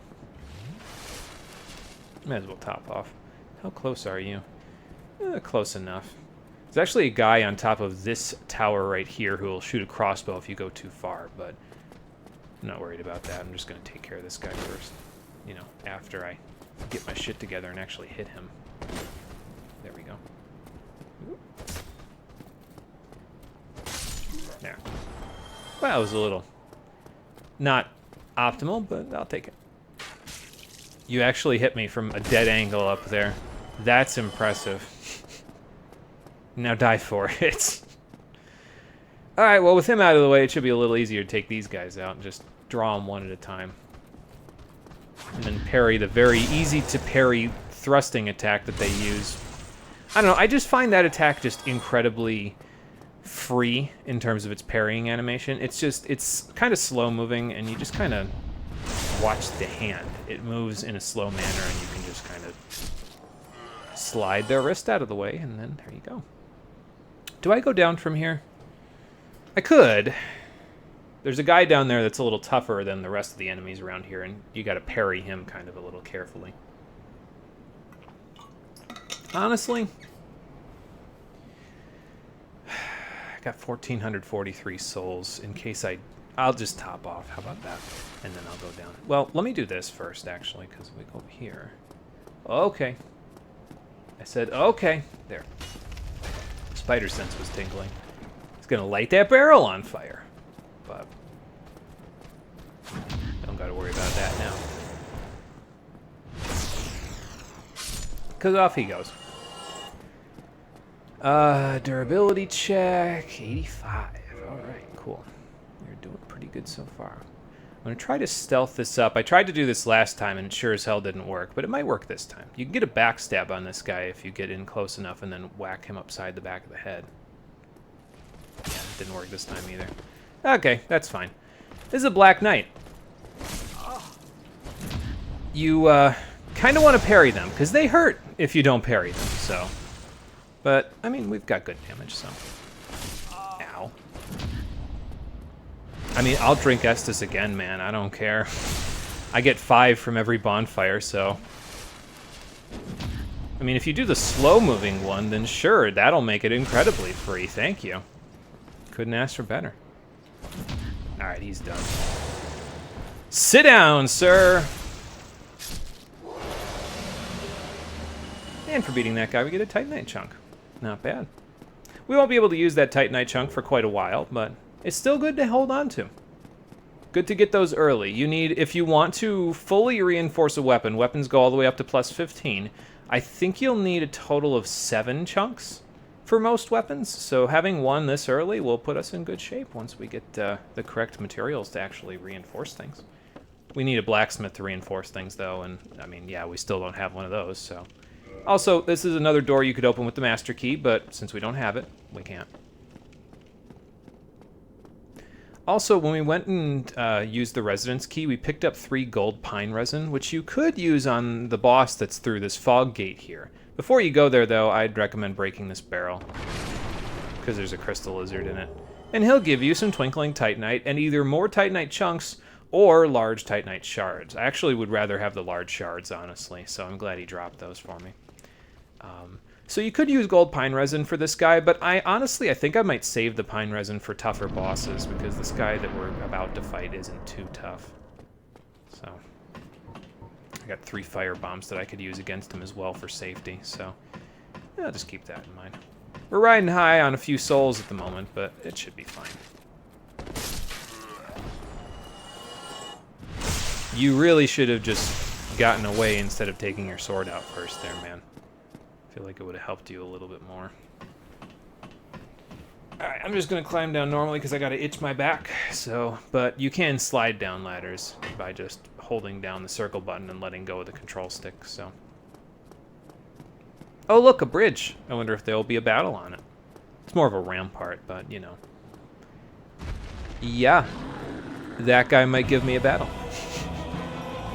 I'm running! Because that's a large axe, and, yeah, you can hold on to that, sir. Please don't overhead me. Thank you. Wasn't sure if I was high enough up to get away from him. Plunging attack! Bah! Just like his asylum demon friend. Oh, nice. I got an off-balance hit, too. Ooh, that was a little close. Watch where you're swinging that thing, man. You're gonna hurt somebody. He's not particularly weak to fire, by the way, but firebombs still deal pretty good damage to him. So if you can't get in because he doesn't really give you an attack opportunity, like this is a pretty decent bonk. So is this one, actually. Okay, if you don't whiff.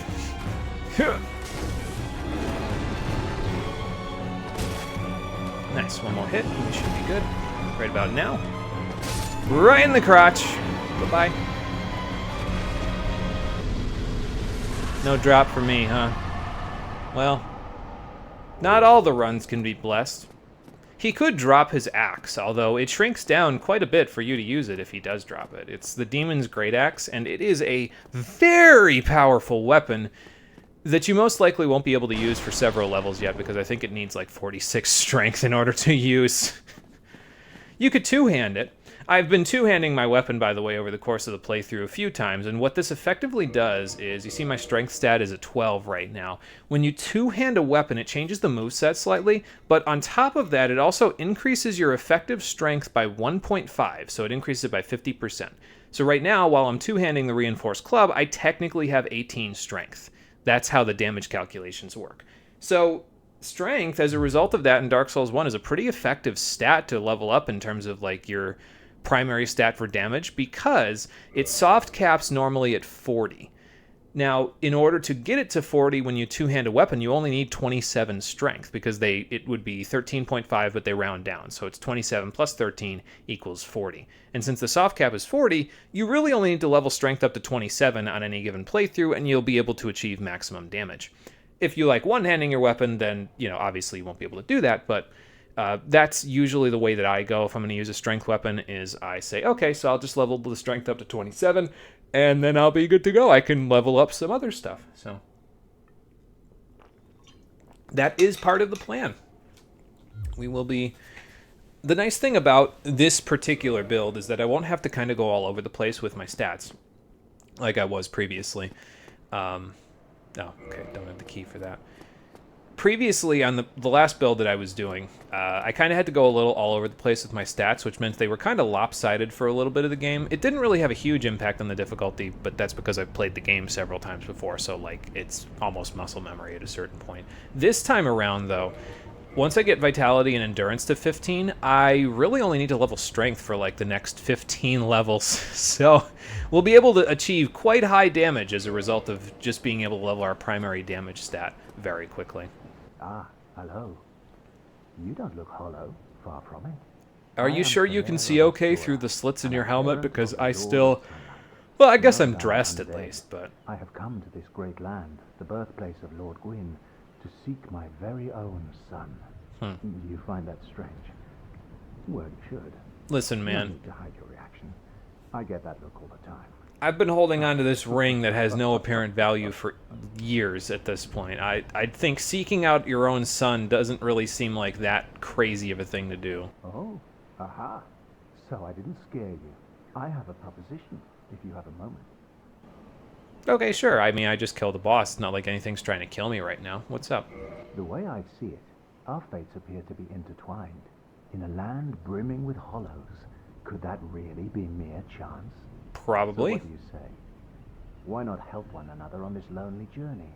But it wouldn't be bad to have a little bit of extra help from my friends. This pleases me greatly. Well then, take this. And for agreeing to help Solaire, well, agreeing to let him help you and you help him, he gives you a white sign soapstone, which lets you be summoned to co-op with other players. We are amidst strange beings in a strange land. The flow of time itself is convoluted. with heroes centuries old phasing in and out. The very fabric wavers, and relations shift and obscure. Yeah, I can There's say no that telling again. I how had to much delete a longer whole your entire world and timeline mine just will for this to remain in exist. contact. But use this to summon one another as spirits, cross the gaps between the worlds, and engage in jolly cooperation. Of course, we are not the only ones engaged in this, but I am a warrior of the sun. Spot my summon signature easily by its brilliant aura. If you miss it, you must be blind. And he's correct, because summon signs come in two varieties. They come in a white sign, based on the white sign soapstone, but also, I believe, if you are in the faction that Solaire is in, your soapstone sign actually turns gold. So because it's gold, it's pretty hard to miss. It's distinguished among, any other signs that you see. So just keep an eye out, because you'll probably see his sign around when you're... Well, you won't see signs unless you're human. If you're hollow, you won't see them, but we'll take care of that. And you'll probably see his sign around a few bosses, so... Oh, hello there. I will stay behind to gaze at the sun. The sun is a wondrous body, like a magnificent father. If only I could be so grossly incandescent. Oh, Solaire. I still remember all the lore videos that people made of you way back when this game was newer. I mean, hell, they probably still make lore videos of you. I don't know. I feel like a lot of those were people, like, taking what he says, most of which is gibberish, in my opinion, but taking a lot of what he says and just kind of really overanalyzing it, but hey, it made them big bank money, so I'm gonna make them more money than I'm gonna get, because if I don't run off this bridge, I'm gonna get scorched by a dragon. Like that. Scorch marks on the bridge, and I have played Demon's Souls before, so I know how this works. Now, the dragon himself, I don't think he'll actually, like, breathe fire at you when you run across the bridge to a certain point. I think if you go past that rampart, he will. But the thing that activates him to actually start breathing fire every time you walk on the bridge is kicking this ladder down, because it's a shortcut back to the other bonfire that's right down here. So because of that, now that we've kicked it down, if I go back to the bridge, he'll actually breathe fire as soon as he sees me, effectively. But yeah, it actually says right in there, if you look at the parentheses in the second paragraph, that hollows cannot conduct summons. So if you're hollow, you can't do anything with this. So you gotta be human in order to actually use the soapstone. And then you'll be summoned to another world. You can help the player that you're summoned with cooperation to defeat the boss of the area. That'll give you some humanity. And later on in the game, if you join the same faction that Solaire is a part of, you may actually get another reward as well. But I don't think we'll be joining that one. I will show where it is, and I don't know if I'll be able to actually show, like, how to get into it, because I think I need a certain amount of faith in order to get into it, and we're never going to have that much faith, so... Excuse me. I'm not planning on leveling my faith stat at all this time around, unfortunately. So... We're not going to use force like my plan was originally. I'll talk about where I was going to use force when we get to those points, though, in the playthrough. It's just until that point, like, we're not gonna use it this playthrough. That's the point. So, I didn't equip the blue tearstone ring either. I should probably do that. But first, we'll do some leveling up. And now we are level 16. We've got our 15 vitality. We've got our 15 endurance. We're in good shape from all that stuff that we just took from Taurus Demon and the other enemies around the area. So now we can just level strength for 15 levels, and then we are not capped on damage, because we'll need to reinforce our weapon, obviously, but we'll be done with that stat for the entirety of the playthrough. Actually, we're done with Dex now. We'll be done with strength in 15 levels, because I'm just going to, like, gouge that real quick, honestly. And then we'll kind of spread the rest out between vitality and endurance until we get access to some magic. Although probably by level 31, we'll have access to some magic, so... But this is a good amount, I think, for this area. 15 vitality, 15 endurance. Gives you a decent amount of, whatchamacallit. It gives you a decent amount of health and endurance to work with, some stamina as well to work with for the rest of this area. So, that's where I'd personally recommend being. Alright, so, what's next? Let's go up here. so I can show you. Now, the dragon, like I said, will now breathe fire across the whole bridge. There are two ways to get across the bridge to the next area, which is the Undead Parish. You could go below the bridge, or you could go on top of the bridge despite him breathing fire. I'll show you below the bridge first, and then I'll show you why you don't want to go this way, if possible. Because, well, you can get to where you need to go, but it's not quite as effective as going across the bridge itself, so. I just tried to parry a shield bash. I'll be alright. Don't fall off. Thank you. Whew, that was a little close. Now, before you can even get out of here, though, unfortunately, if you go over here, you've got a giant rat problem. So let's get over here where we're a little bit further out of the way. Maybe they'll even knock themselves off the bridge, honestly. Go on, do your attack. I know you want it. Bonk. They can poison you, by the way. That's what that little bar is there that's building up. Well, there goes my humanity. Rats can drop hard humanity sometimes, but, well, unfortunately, I kicked that one a little too far, and he's not coming back, so. Ah. You okay there, buddy? Sorry I killed your friends, but at the very least, I can send you to them.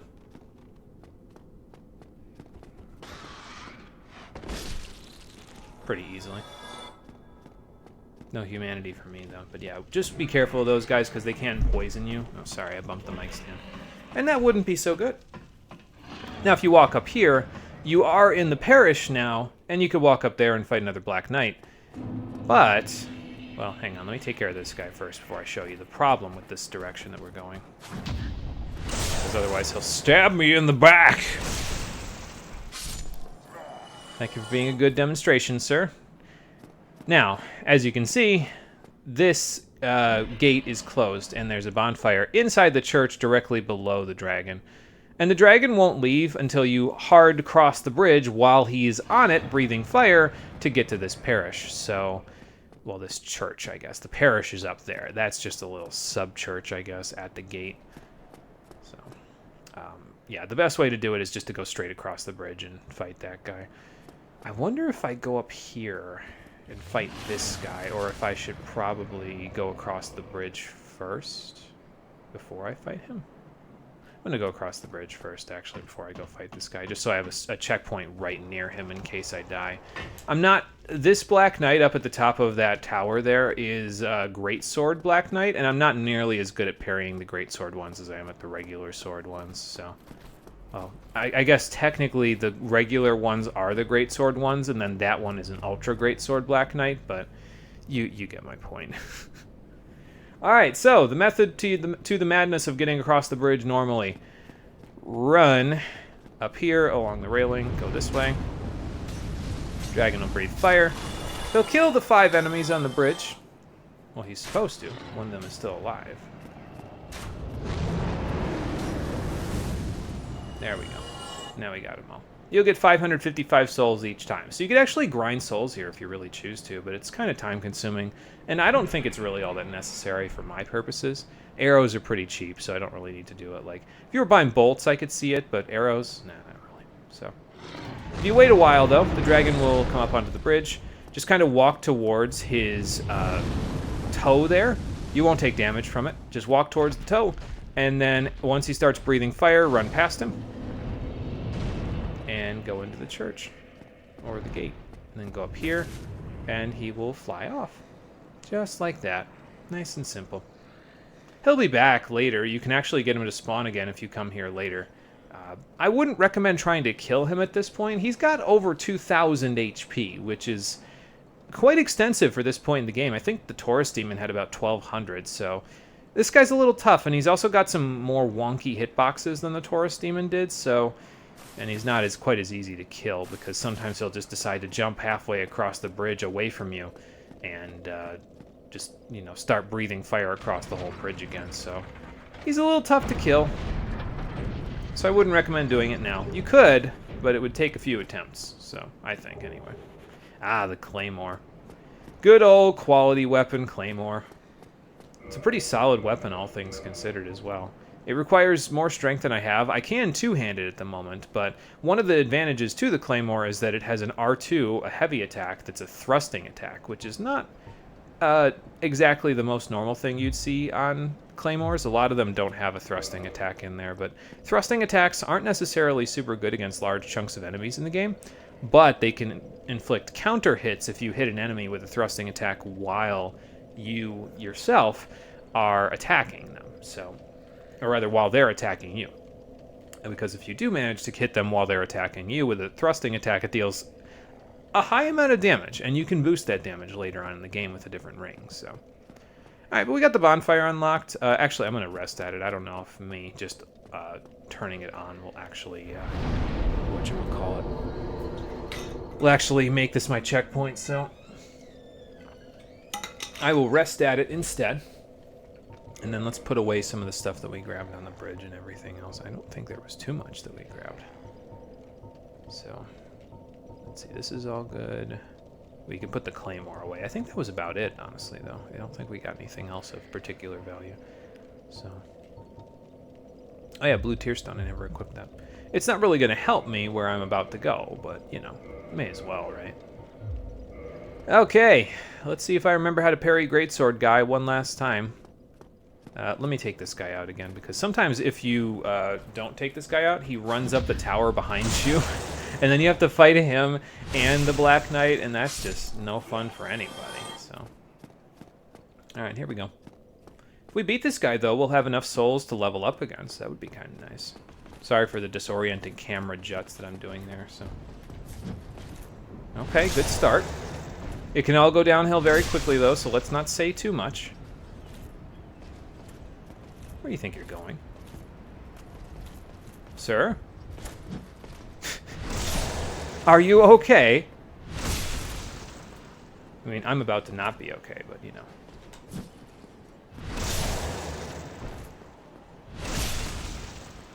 It looks like 2 more, maybe. I mean, if you're just going to keep doing that, I would take that all day, every day, but, you know, doesn't mean you're gonna. Yeah. Didn't think so. Goodbye. Oh, good. We got his greatsword. I told you the strength build would be worth it. So, Black Knight Greatsword. 32 strength, 18 dexterity. Again, we probably won't have the dex for it. It is a very powerful weapon, though, and has high scaling and strength. And, I mean, at 32 strength, yeah, it would have a ton of good scaling. It has, I believe, an Ultra Greatsword moveset, which is not the best moveset, but it's not terrible either. It's going to be a while before you can equip this with any starting class, but it's a great weapon, all things considered. It will carry you for quite a while in the game. Although there are a few bosses later on in the game where, well, first of all, it weighs 14 units, so that will weigh you down immediately. But second of all, sometimes with Ultra Great Swords, because of how slow they are, it can be tough with some of the enemy types to actually deal damage to them because they're just so quick. They just move out of the way of your attacks, or they jump or something like that out of the way. So you kind of have to pick your opportunities sometimes with the enemies that you're fighting. So. We'll just put that away for now. It's a cool drop, though. I'll take it. Extra chunk, not bad. Actually, I'm going to level up, but I'm going to use the souls that we've been getting, these large souls and regular souls. I think, let's see, that's 2,000, that's another 1,600, so 36 and 22 is like 58. I don't know, that sounds like quite a few level ups to me. Let's give it a shot. Let's see how many we get out of this. Just don't use the Firekeeper soul by accident, and we'll be fine. I mean, there's like 7 in the game, but I really only want 5, but I don't want to push my luck. So, all right, strength. Okay, well, that's a little bit unfortunate, but it's also okay because we're going to need souls going forward after this because we're going to need to buy a few things. And, yeah, no, having a few extra around never hurts. Matter of fact, I think, how many do we need total? Let's see. We need a total of 9 Titanite shards. Those are drops, by the way, that you can start getting here in the parish, if I remember correctly. Titanite shards are used to reinforce weapons. I think we need a total of 9 in order to get our weapon to +5. And you get 1 for free by beating an enemy up here. They're guaranteed to drop it. It's not this guy, but thank you for the shard. That's really nice. So now I don't have to buy that. They're 800 each, so just be mindful of that when you move forward if you have to buy them. Use this little hallway just to smack these guys up. There's a boar over there, by the way, and he'll charge at you if you stand in the hallway for too long, so I wouldn't recommend doing that. I'd recommend going this way instead. Oh, and that gate will get closed if you, I don't know why I just drank Estus. It's not really going to help me, considering what I'm fighting. Come on.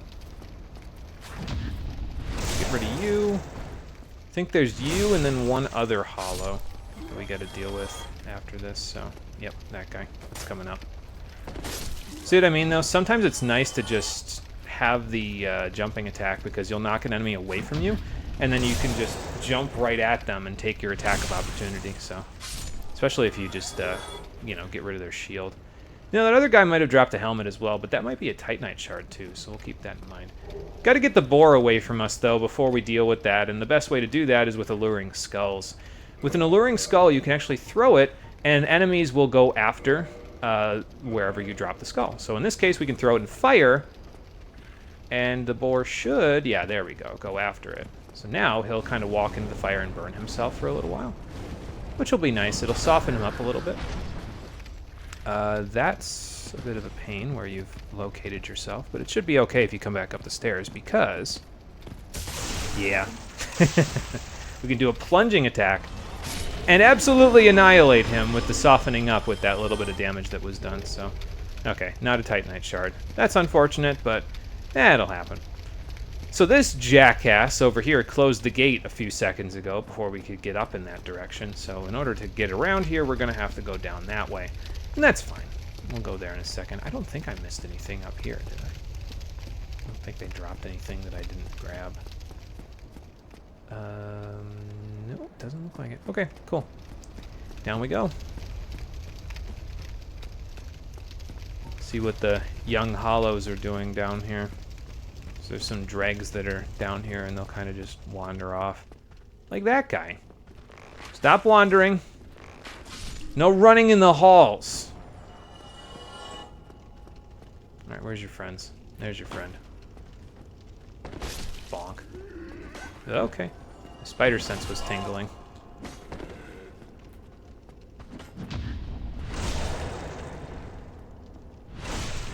Didn't tingle enough, though. I still got hit, but, it's okay.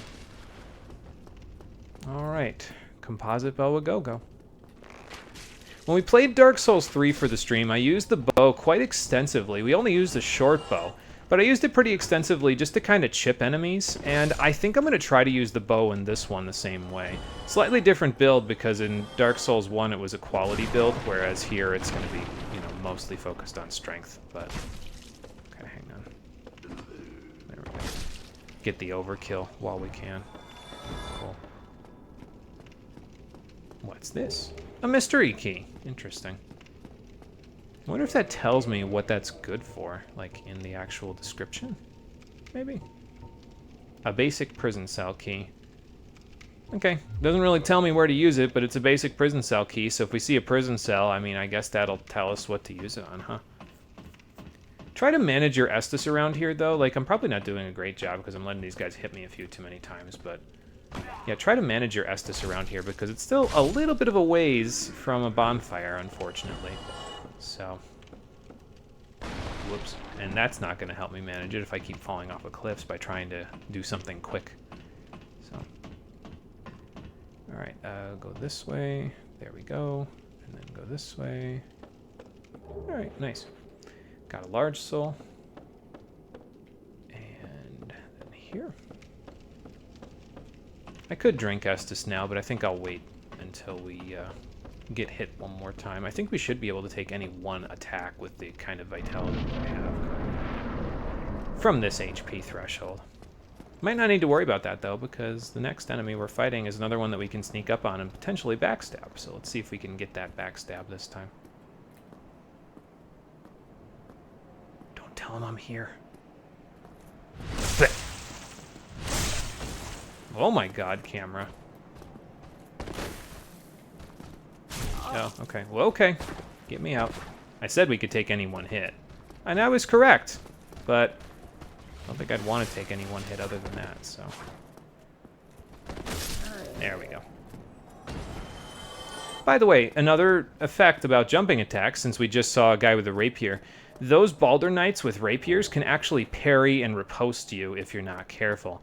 But the nice thing about jumping attacks, especially in this particular case, the R2 from the club, it cannot be parried by enemies, as far as I'm aware. I don't think it's possible for them to parry it. So because of that, it's not bad as just something you could kind of spam when you're hitting an enemy. It's just like, okay, cool, I'll just whack you upside the head, and there you go. So, all right, we only got one Estus left, so we gotta be a little careful, but we'll be fine. We'll make it work. Oh, nice, Hollow Soldier Shield. I believe that's 100% physical block, isn't it?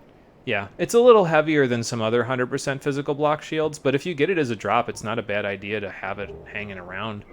I think we can, yeah, we can actually light roll still with it. So I'm going to hold on to this for a second. It can be useful, because it blocks all physical damage that you take, not just the 90% or something like that that the wooden shield does. So, kind of between a rock and a hard place here, huh? Well, if I parry, I'll get myself out of the hard place. I'll just have the rock. Thank you. Man, good Titanite Shard RNG so far. It's that one humanity, though, in the top left corner. Just having that one actually increases your item discovery rate quite substantially. It goes up from 100 to 150, which is nothing to sneeze at, so definitely works pretty nicely. Alright, let's take care of this gate, in case something stupid happens. We also get the basement key for doing that. We'll be able to use that a little later. But now this is opened up, so we can head back through here if we need to. The boar won't respawn, by the way, as far as I'm aware, so you can kind of just walk up here after this. There's going to be some hollows that'll, you know, want to try to prevent you from getting here, but yeah, you know, it should be fine. Thank you for doing the nice and easy run-up and lunge attack that everybody else does. That makes it really easy to just parry and riposte you. Ah, the halberd. Halberds are fun weapons to just use. I like them a little better in Dark Souls 2, personally. This one in particular is more focused on thrusting attacks. However, you'll notice that if I attack the air, you'll stumble with the halberd. Very similar to how if I attack the air with the reinforced club, I stumble. When you hit something with a weapon like a reinforced club or a halberd or anything that's like a blunt weapon or a large weapon, if you hit something, you don't bounce, or rather stumble, because you stumble from the weight of the weapon. If you don't hit something, then, well, yeah, you stumble. It can be a little annoying sometimes, but honestly, you get used to it, so it's not really something that I find super difficult to get around, you know? So, alright, I'm away from the crossbow guy, so it's just you and me now.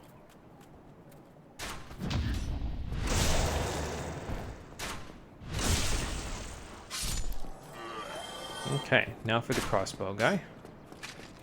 And we'll see if we can go get our free Titanite Shard. Although I should probably go hit up the bonfire that's down here first, since we've got so many souls. And how many shards do we have? 2? Okay. So we're going to get a third one, and we only need 6 more. They're 800 each, so that's 4,800. So I don't quite have enough souls to get the other ones that I need. I have a large soul, but that's not going to be enough. Well, it will be enough to get me over the threshold, but then not only do you need to purchase Titanite Shards, you also need to have some souls handy in order to use them to reinforce weapons. So, like, usually for weapons you need between 2 and 800 souls to reinforce them, unless they're special weapons that need Twinkling Titanite, in which case you'll need like 2,000. But the Reinforced Club and the Hand Axe, I believe, are just 200 apiece, which is another nice thing about them. They're nice and cheap. So that's pretty good. I'll take nice and cheap any day of the week. Alright, so we'll rest at this one. Actually, before we rest at this one, I'm going to pop another Humanity. Hang on. Reverse Hollowing is 1, Kindle is 1. I'm going to pop 2 Humanity, excuse me. because I want to keep that 1 for the item discovery rate. Excuse me. So, now we'll rest here. We'll reverse our hollowing so we can get our human body back. No more beef jerky. Looking good. And now, this is actually a bonfire that we're going to use quite a lot because there's a blacksmith here, and we'll be able to use him to repair equipment and reinforce equipment, whole shebang, whole 9 yards. So we'll be back here often, so it's worth it to kindle this flame to give yourself access to 10 Estus, because even though we're not far from Firelink Shrine because of a shortcut, sometimes it's nicer to just kind of come here and then just, you know, take care of your little bit of extra and then go. So get your little bit of extra Estus, and then you can go. So without having to go all the way back down to Firelink. So yeah, that's why we do it, or rather, that's why I do it anyway. It's not something everybody does, but it's why I do it. So still need the chain leggings. I didn't try the hollow soldier helm, but it's too heavy, so I don't think we're going to be able to use it. And same with the armor. Waistcloth is light, but I've already got halfway decent pants. Not the best pants I could have at the moment, but, you know, they're okay. I could level up to get 15 strength at this point, but I think I'd rather hold on to the souls so we can use them to reinforce our weapon. Now that we have our shortcut, not our shortcut, but our checkpoint here, I think... You know, I'm just going to go see the blacksmith, actually, just so we can check in on him, get him all started with his dialogue, especially now that I have my human body. Well, you must be a new I don't look like arrival. beef jerky I'm anymore. Andre of a store run. If you require smithing, then speak to me. I do require smithing, so let's see what you have to offer. First, a gesture. Hurrah! We can learn from him, so that's cool. Why don't we repair the club, because it could use a little repair work at this point. And the composite bow, too, why not? Leggings, sure. I mean, like we saw there, repairing is usually a pretty quick process. It usually doesn't use a lot of souls. So sometimes it's nice to just stop here, like, basically once per dungeon, you know what I mean? So, like, after you're done with the dungeon, just come back to Andre and then just, you know, repair your equipment so that it's all set and ready to go. You could buy a repair box, and he actually offers a repair box as well as the other merchant does, the Undead Merchant. The one from the Undead Merchant, if I remember correctly, is actually 1,000 souls more expensive, so... Andre might be a better deal in that case, but yeah, I don't know. I never really have weapons get to the point where I'm worried about their durability, so I usually don't buy these because it's like, okay, I need a smith, I'll just go to Andre, you know what I mean? So he does offer the Crest of Artorias, though. The crest to the grave, Sir Artorias the Abyss Walker. And yeah, I guess that would be a good reason for not giving it to anybody unless they had 20,000 souls, because if they just kind of go through the door to the grave and they never come back, then, well, you wouldn't want to send anybody to their deaths, so. Andre's got some nice weapons available, too. Longsword, broadsword, can't really go wrong with either one of these. Bastard sword is a little bit smaller than the claymore and doesn't have the thrusting attack, but still can't really go wrong with it. It's still very powerful. It gets up above like 400 AR one-handed when you get the right stats, so that's pretty insane. Battle Axe is also pretty good. It just deals regular damage rather than strike damage, unlike the reinforced clubs, and it's, I don't know, honestly, I think it gets pretty similar stats by the time you're done. It just doesn't have bleed, so. War Pick, it's like the Battle Axe, but thrusting. Well, I guess it's actually more like the club, but thrusting. Cestus, fist weapon. Pike, really long spear. Not really great scaling on it, but it's, I mean, the length really helps because then you can keep away from enemies and still stab them with it, so it's not bad. Large leather shield, Tower Kite shield. Tower Kite and Caduceus Kite are basically equivalent shields. They just have different aesthetics on them, and both of them have 100% physical block. So if you're looking for that, these would be the two shields I would start with. You can reinforce them eventually all the way up to like plus 15 with regular Titanite, and they'll get over 70 stability, which is how it reduces the amount of stamina that you take when you block an attack. So sometimes with these, if you get them all the way up to plus 15, you can block attacks that are pretty insane. You wouldn't expect them to be able to block, so those are good. He also offers arrows and bolts, so that's not bad. We'll probably restock when we need to on these, but for now we've got a good chunk of arrows, so I'm not really worried about that. We have 2 shards. We're going to get a third one. Let's see, so 4, 5, 6. I might as well get 4, actually, because like I said, we're going to get 1 more. So this way we'll have 6, and I think at that point we can reinforce up to +4 on the Reinforced Club. So we'll do that in a second. Most weapons and armor are mighty sturdy indeed, but every hunk of metal has its breaking point. And every hunk of wood, like this thing. Running low, it's time to repair. You can ask a blacksmith like myself, or do it on your own with a grindstone. The nice thing about weapons, they never betray you.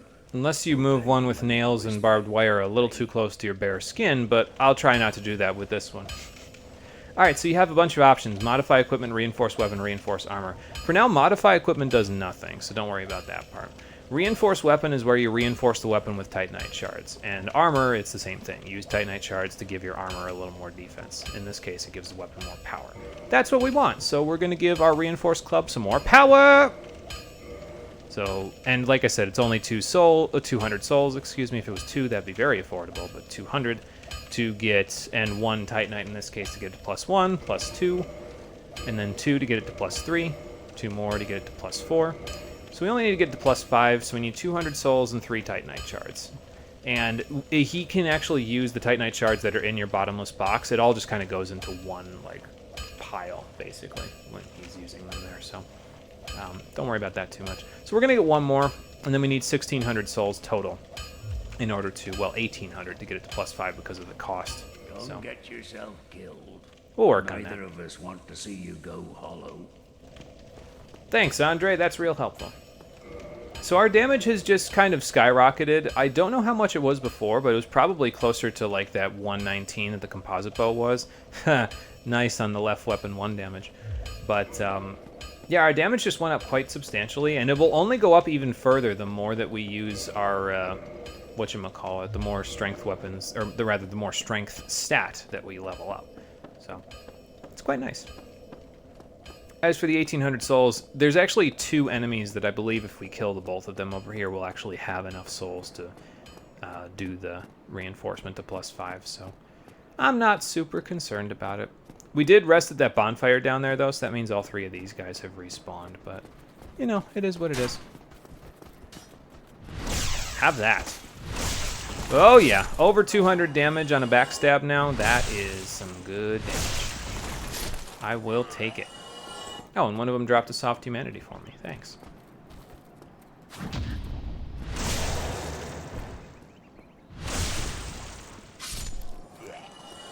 Alright, so first priority is going to be opening the shortcut back to Firelink, which is right across the room there. But, surprise, motherfucker!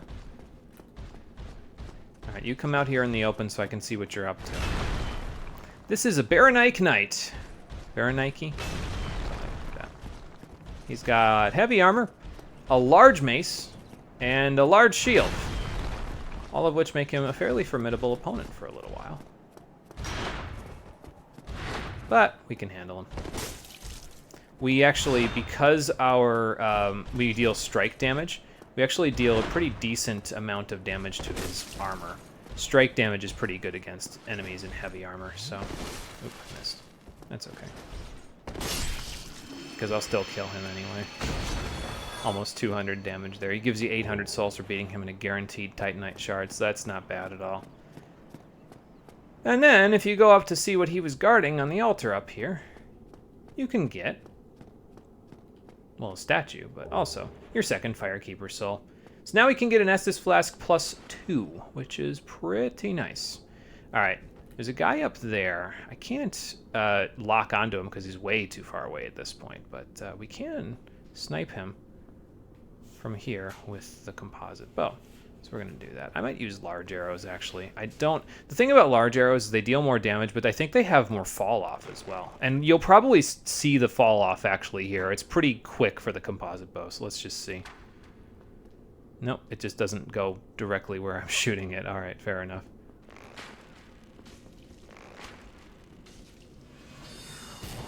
And then hide behind the pillars so he can't hit you.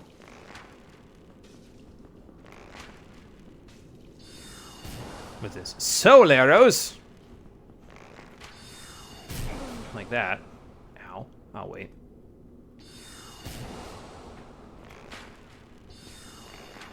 again.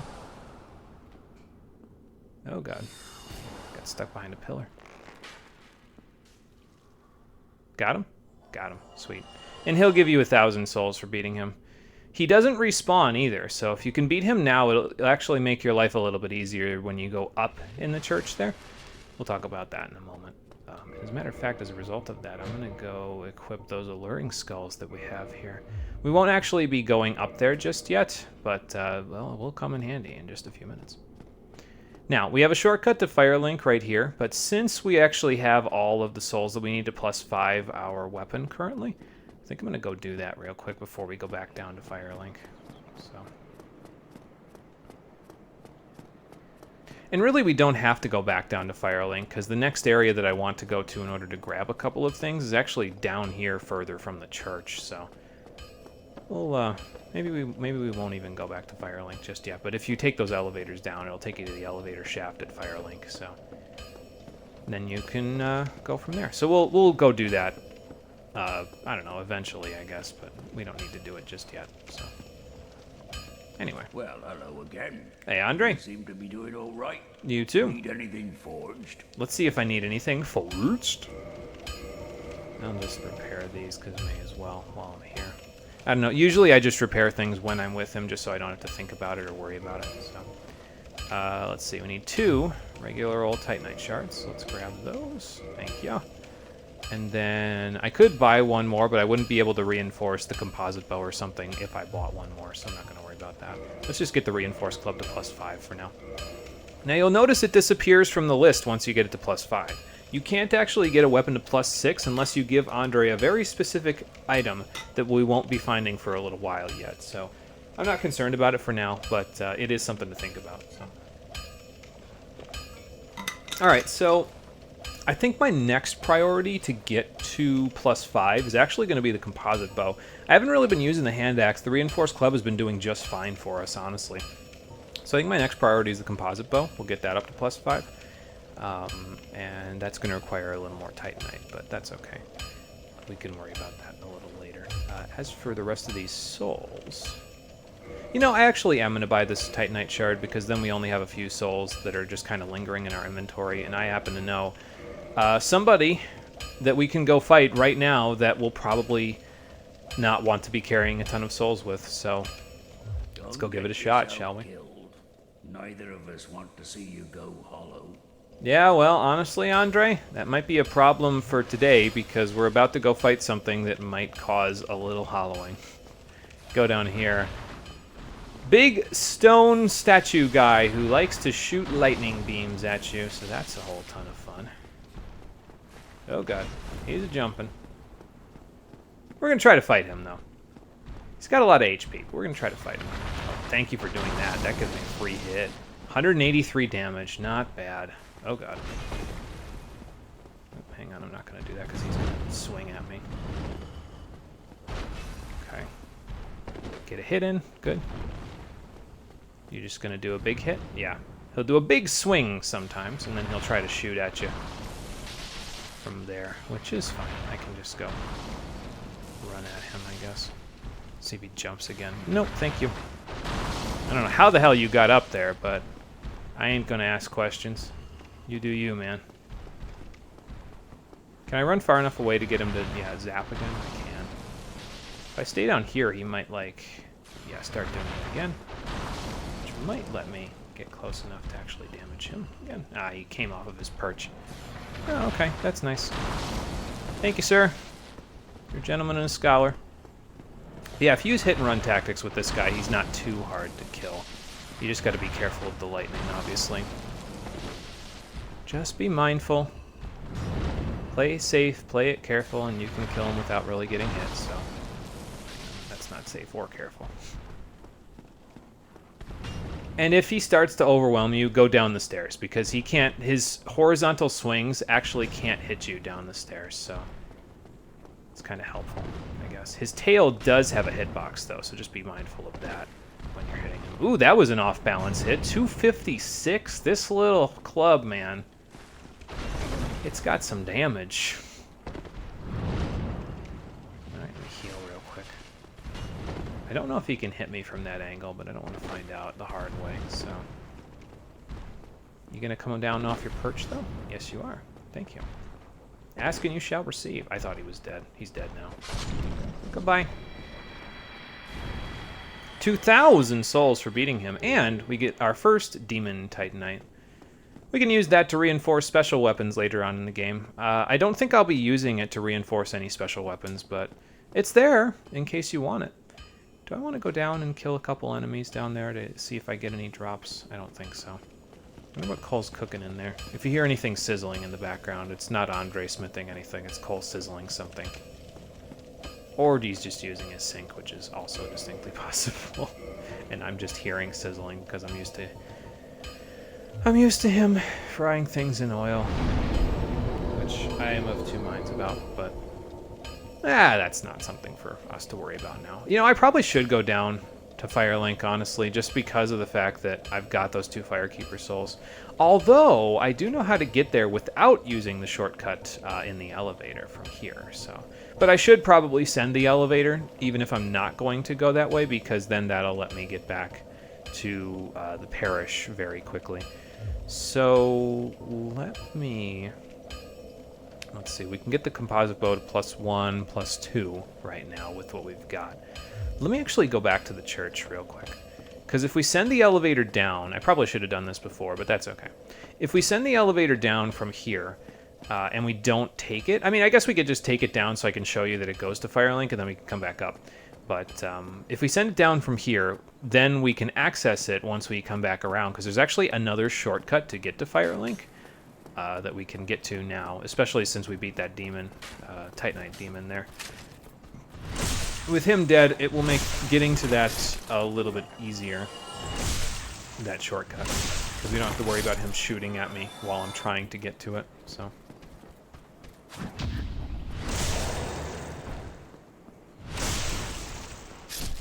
Alright, well, off you go, sir. We'll go up to the top of the parish soon-ish. Not yet. Probably once we get done getting these shortcuts to Firelink unlocked. So. And actually, I think while I'm here, I'm also going to go to take care of the 2 Firekeeper souls, just because, like, if I keep not doing that, I'm going to totally forget. So. Nope, he's definitely frying something because I can smell the oil. So that's lovely. I'll be honest with all of you, I can't stand the smell of oil. It drives me insane. So I hope he turns the fan on, because... Ugh! Anyway. Let's go over here, and you may have seen this option when we talked to the Firekeeper previously, but we can reinforce our Estus Flask using a Firekeeper soul. So let's reinforce to +1 and +2. And that will increase the amount of healing that the Estus Flask provides. Like I said, you could get it up to +7, that's as high as it'll go. But really, I think for my sake, there's really only 5 Estus or Firekeeper souls that we can use to reinforce it that I would want to get over the course of the game. The rest of them require too much sacrifice, if you know what I mean. So, we probably won't do that. But, now that we're done with that, we don't have to worry about that, and so we can now move our way back up to the church, the parish, and we can, continue on our merry way.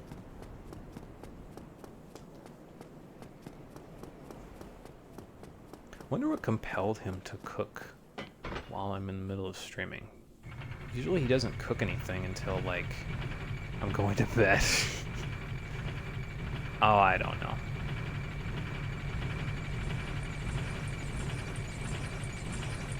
You know, in the lighting like this, it almost gives me like a pastel kind of look to with the shadows the way that they are. I don't know if that's just the warm lighting from the, whatchamacallit. Ah, good, you guys respawned. See ya. Wouldn't want to be ya. Not right now, anyway. Yeah, so if you leave an area and come back, typically the enemies will respawn, as they did in this particular case, but yeah, we don't have to fight them again, we can just wander our way down here, so. Alright, excuse me a moment while I go and open a window and turn on the fan, because I don't think they're on. I shouldn't be getting this kind of a crossfade from the oil, though, if they are on. So I will be back in like 10 seconds.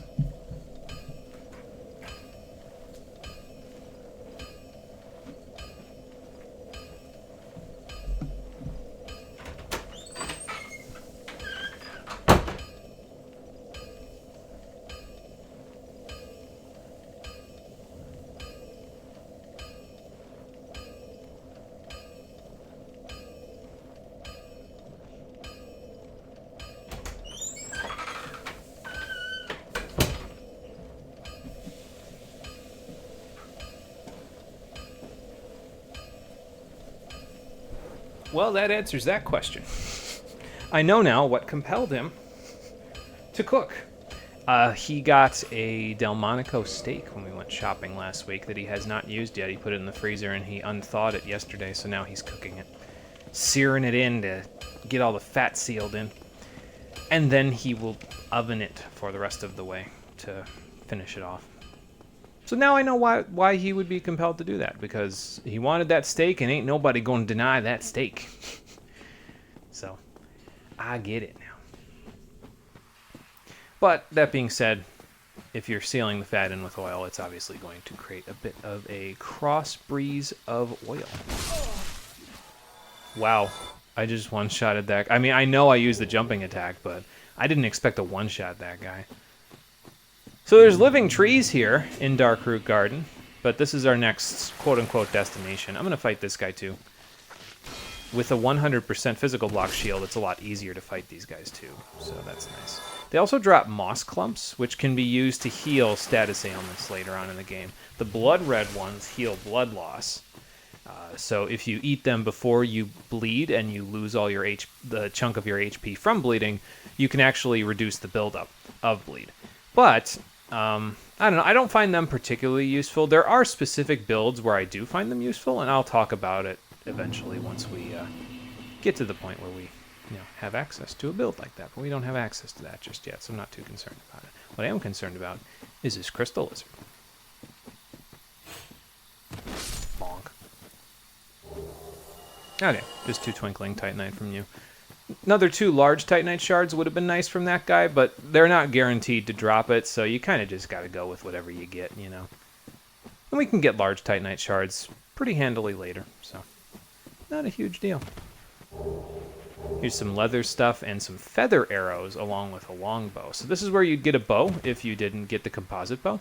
It's probably safer to get the longbow from here, but it has a little bit of a higher draw time to it than the composite bow. And it doesn't scale quite as well with strength. As you can see, the strength scaling is only a D. It's got A scaling and Dex, though, so if you're going to use Dex, it's not a bad option. But we're not using Dex, we're using strength, so. And we could go that way. There's another locked door over there that we can't really do anything with at the moment, though, so I'm not going to bother going that way until we have the key, which is in the opposite direction in Darkroot Garden. We're in Darkroot Basin right now, so we've kind of gone off the beaten path here, but there's a very good reason for us going off the beaten path. It's actually right down there, that item down there. But before we get to it, we've got company. Ooh, and I didn't parry him correctly. And I might be dead. Okay, nope, we're still okay for now. Run! I don't think I'll follow you into this cave, actually. So, but yeah, look at how much HP the flask just healed there. That's pretty nice. Alright, let's grab this checkpoint just for safety before we fight that guy. Do I have anything to level up with? I guess I could level up while I'm here, just because that way I don't have to worry about the souls going away. So, get some more strength. Now we're at 15 strength, so that's nice. Nice and round amount. Even with the vitality and endurance, which is good. Alright, Halberd Black Knight. Again, not very good at parrying these guys. Hello? Mario? Oh. How the hell did you get up there? You spawned in the wrong spot, dude. Okay, anyway. If they're not on elevated or even ground with you, if they're on elevated ground like that, walk up to them before you riposte, because otherwise you might not actually get to riposte. So. like this.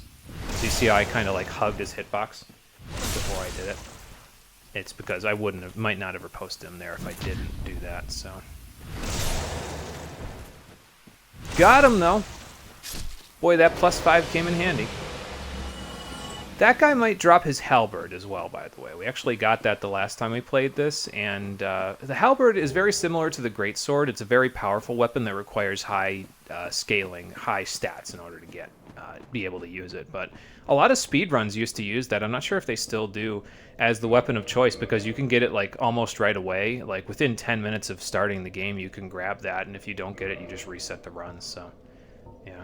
It's not bad. We got a blue Titanite chunk out of him, though. But the more important thing is our prize that was over in that little item drop over there. The Grass Crest Shield. It's not a 100% physical block shield, but it weighs 3 units like most of the other 100% physical block shields. And not only that, it also slightly speeds up your stamina recovery. So your stamina now recovers slightly faster than it did previously. That's the green glow that is around my body at the moment, and that is actually very nice. It will make it so that we get our stamina back a lot faster. Like, watch.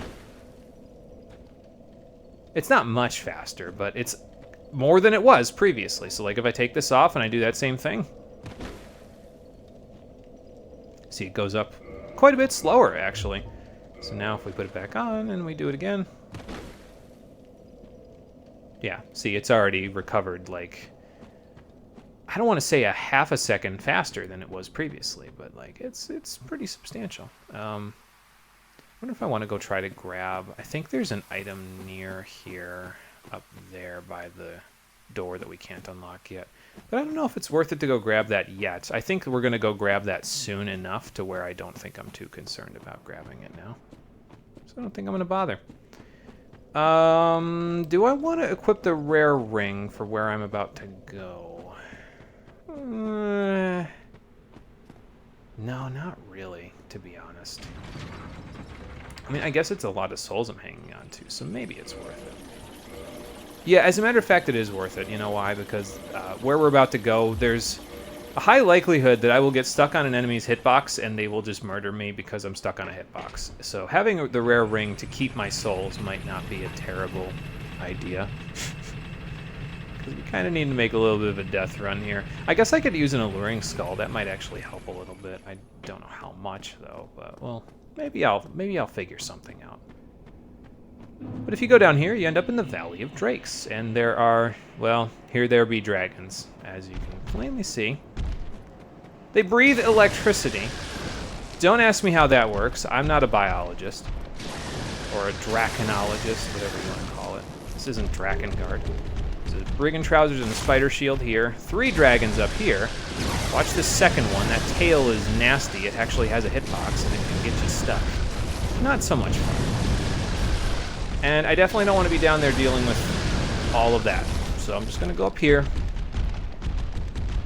We've taken my real prize, which is the brigand trousers. They're one of the lightest trousers that are still pretty high fashion. But up here is the red tearstone ring. The blue one that we got actually increased our defense when we got low HP. This one increases attack at low HP. So they're a decent combination. Although usually you don't need the defense at HP being low because anything that this would actually have an effect on won't kill you. Obviously, it's a small attack. So yeah, more a fan of the red tearstone ring than the blue one. But honestly, I'm not really a big fan of either one. So it is what it is though. Okay, but we collected our couple of prizes, so let's use a homeward bone to get back to our bonfire that we just rested at without getting murdered by dragons on the way down. And now we can actually take off the rare ring of sacrifice because we didn't really need to worry about that. I guess I'll stick red tearstone on because it might actually be more useful, honestly, than the blue tearstone. Oh yeah, hang on, I want to equip the boots, the brigand trousers that we got. Because they are my yoga pants. I'm going to be walking around in some sewage eventually in this game, so I don't want to equip pants that are like super fancy looking because they're probably just going to get gross and dirty anyway, so we can't quite equip the brigand armor. We can equip the gauntlets, but I'm not really a big fan of the gauntlets. They're kind of just there for me. I guess it's fine for now because we can light roll with them, so I may as well for the extra protection, you know, but excuse me, they're just kind of there for me. Anyway, but yeah, the pants were really the big prize because... Oh, you know, actually thinking about it, I do need to go up from here to the area that's near that... oops. That's near that door that we can't unlock just yet, because there is another item that I'd like to go get, and it actually has to do with the gloves that I was just talking about. Although I suppose I can't equip them just yet, so it's not really worth it for me to go up there at the moment. So maybe I won't. The spider shield, by the way, that we got with the brigand set, this is the one that brigands, or rather bandits, start with when you have the starting class. And it's kind of a nice shield. It's got 100% physical block, and it's 3 units, just like the, other, like the Hollow Soldier, not the Hollow Soldier, but the Caduceus Kite, the Tower Kite. But on top of that, if you get hit by an attack that normally builds up poison with this, or toxic, it does no longer builds up poison or toxic. It will just completely nullify that effect. So it's kind of nice, because there are some enemies pretty soon that'll be dealing some poison damage to us, and being able to completely nullify that is pretty good. It can be very useful. Is there anything else in here that I don't want? Nope. Okay, good. I don't think I'll ever use Blue Tear Stone Ring again, so I'll just get rid of it. And we are missing about 700 souls to level up, so we won't level up either. Don't think we'll need to either, because like we're gonna go back to the Valley of Drakes right now. I just got to pull the elevator up, and then once we go back, if we continue to the left instead of to the right, to the dead end that we just went to, there's actually a few things that we can collect over in that direction that will make our lives a little easier, including a shortcut to a familiar place. So we'll go do that.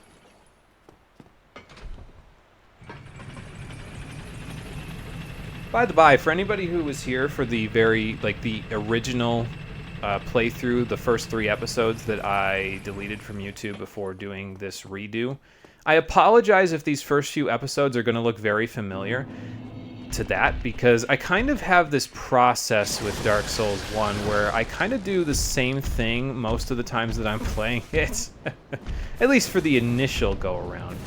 I feel like that's pretty common for people, but, you know. Oh, good. Love that. Thank you for letting me pass. Okay. He almost didn't let me pass. Yeah, I kind of have a pretty common, like, oh my god, how did that almost hit me? What the hell? I thought I was safe. I was not. Yeah, I have a pretty common process when I play Dark Souls. I kind of do this first part very similarly no matter what character I'm playing, unless I have the Master Key, in which case I just go straight over to this section of the map, so...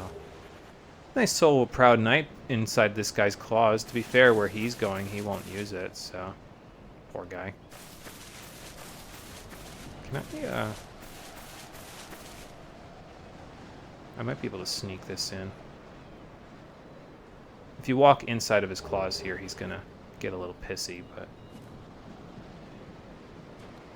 You like that. Bye! Ow.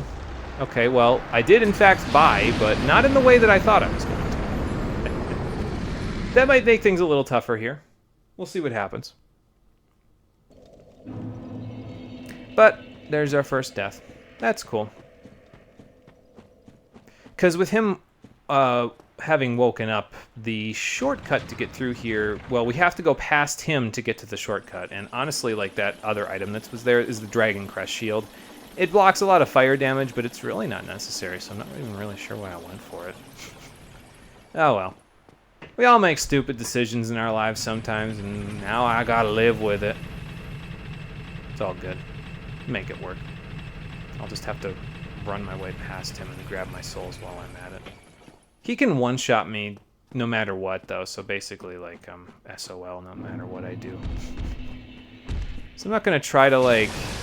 you know, bait him into doing something. I'm just going to try to run past him and grab my souls on the way, because otherwise it probably wouldn't work too well for anybody involved, including me. Bye! Go breathe lightning on something else. And honestly, I don't think I could chip this guy down from here with the arrows that I have. Maybe I could. I've got, like... a lot of arrows, to be fair, but, like, I don't know. I don't know if that's possible. I was going to say I could Alluring Skull him, but I don't think that's actually going to make any difference in this particular case, because his attack pattern is basically just a cone directly in front of him, so...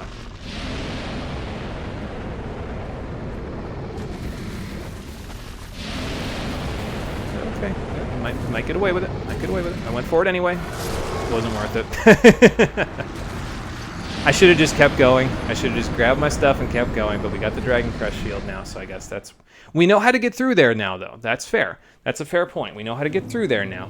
So that is helpful. Because all we got to do is bait that one attack, and then just wait for the little sludge wave that he breathes out to almost be gone, and then we can just move along with our lives. Honestly, if I had brought a few more arrows, we probably could have chipped him all the way down with the arrows to death, but I think he has, like, similar health to the Drake on the bridge, the Hellkite Drake. So, probably not really worth all the trouble. But, you know. Either way, we're back to beef jerky. For now. We've got, like, 2 soft humanity just hanging out over there, so... We might be able to do something about the beef jerky eventually, but for now, we gotta go get it back. And there's a strong possibility that over the course of the playthrough, there will be situations where I die, and then I try to make the run back to get my souls, and then I die on the way. Because that's just kind of the soul special. It'll happen. I might get pissed about it a little bit, but, like, it happens, you know. I don't feel like I get pissed about this one, honestly. It's like 1,900 souls. I don't think that would make a huge difference for us. So. Alright, so we'll grab that. Wait a second. Okay, so I gotta be a little closer. Here. Yeah. There we go. Bait his attack out, run around the sludge, and just keep a-going. I think he tried to swipe at me, but I was too far away. That was his wing that almost just clipped me there, and the wing doesn't have a hitbox, so we are okay. We made it. Going back through there might be troublesome, but that's why we do this, because if we go over here, there's a familiar door over there. It's still locked, so we can't quite get through it just yet. There's one more step to get through it, but I'm just going to go grab this real quick before we do that. Okay. So that's another 1,000 souls in our pocket. That should make it a little easier to get the composite bow to +5. Because we've already got a few things in that department. Speaking of the composite bow, it might be worth it to actually... Do I use up the rest of my large arrows? No, I'll use the wood ones. I'm only going to use this to kind of pepper a dude that's right here. There's 3 enemies between me and my prize that I'm trying to get, so... And I forget how far... Ah, there's my first victim. Okay. I might have angered the village in the process. No, it looks like I only angered him. Sorry about the arrow in the back, buddy. I just had to separate you from your friend. I believe these are... Oh, I didn't separate you from your friend. Alright. What, you gonna take your ball and go home now?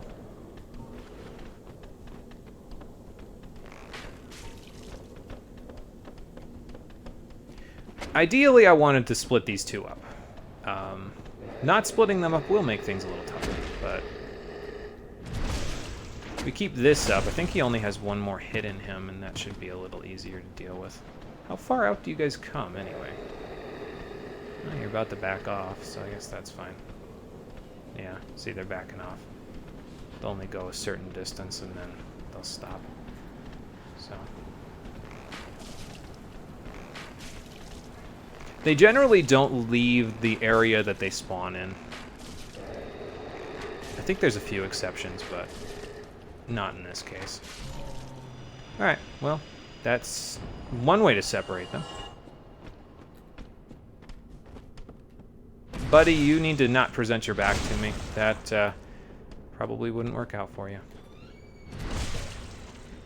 They are susceptible to being chain backstabbed, though, as you can see here. You just got to wait for them to finish their standing up animation, and then you can get behind them and backstab them again. So, all right, one of you dropped something. Boy, I'm glad I'm wearing gloves. They're not the best gloves, but they at least cover my hands so I don't have shit all over them. All right, but that's 2 of them. There's 1 more in this tunnel, and then we can collect our prize. So, let's go do that. Hey, big guy. Again, sorry about your friends, but I got places to be and people to see, and you 3 are not any of them. Sorry. Alright, come off that wall for me, would you?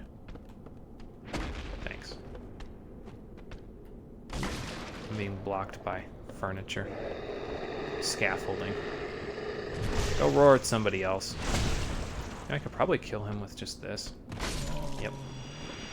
This little club is pretty good. And it will only get stronger the further we go. Then again, I said that about the hand axe as well, and it fell off pretty hard against the boss of Blight Town, so we'll figure that out. We'll cross that bridge when we come to it. Before that, though, we got a chest to open, and this has the key to the New Londo Ruins, which should sound familiar. We've been to the New Londo Ruins. So let's go see if we can use this particular key to open up a very, very handy shortcut. And then we can go back up to the parish. We can... I don't know if we can +5. Well, I've got a Soul of a Proud Knight and a large Soul of a Nameless Soldier in my inventory now. Let alone, I don't know, I might have more soul items, honestly. No, that's it. But still, that's worth... The Proud Knight one is worth 2,000 souls. The large Nameless Soldier one is worth 1,000. So I'm sitting on another 3,000 souls, so we can probably... And I think we've got at least one Titanite shard, so we can probably, like, +5 the composite bow while we're at it. Which will be nice. And then we can work on the hand axe after that. Grass Crest Shield is kind of a last resort type of a thing for upgrades for me. I'm not really concerned about it for quite a while, because I'm really not going to use it to block a whole ton. I'm mostly going to use it for the stamina regen and then just stick it on my back and two-hand my weapon. So, but yeah, here we are, back in New Londo Ruins. I think the elevator should still be down here, because I left it here. Yeah. So we'll take it back up, and this will bring us to, as I said, a familiar location, Firelink Shrine. So up we go. Don't have any more Estus Flask reinforcement, but that's fine. We don't really need it. We can rest at the shrine, and then we can head back up through the elevator shortcut that we also had, and we can go back to the parish. We can let Andre reinforce our bow, and then we can move up to the top of the church.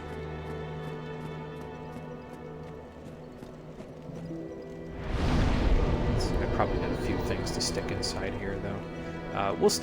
We'll keep one of the blood red moss clumps because you can trade that for something later. Same thing with the dung pies, you can trade those. So I'm going to keep this literal shit in my inventory. Unfortunately, but it's just the way of things. I guess I should keep the rubbish in my inventory too, since I'm going to trade it later. So just so I don't forget it, you know. We got a Storage Straight Sword. It's like it's a straight sword that has some faith scaling on it. I'm not a big fan. It used to be really good, like way back when the game came out, but for now, yeah, not really a fan. It kind of got nerfed, like really hard, and the remaster kept the nerfs, so not a big fan. I'm going to keep the Spider Shield in my inventory, actually, because it'll be useful for a situation where we're fighting things that have toxic damage. Here's the Dragon Crest Shield. It blocks 85% of fire damage, which is pretty nice. The Grass Crest Shield blocks 70%, though, so usually that's sufficient. So I don't think I'll use the Dragon Crest one. I'll probably just put that away. And then, anything else? I don't think so. I think we pretty much just picked up that key and some souls, and that's it. Yeah. Alright, cool. So we won't level up. We will wait on that one. And we will head this way. Excuse me.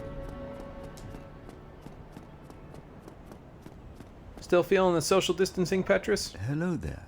I realize that I have requested that we retain our distance. But I also want you to know that it is not meant in ill will. No, I understand, man. Take this as a token of peace. No, go ahead. It's for you. All right, well, I mean, as long as you're sure, thanks. So yeah, if you talk to him again, he'll give you a copper coin.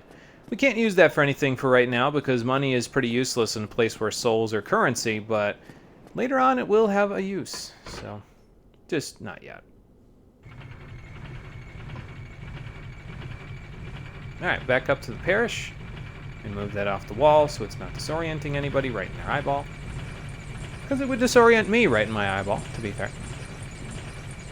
And then, once we are up here,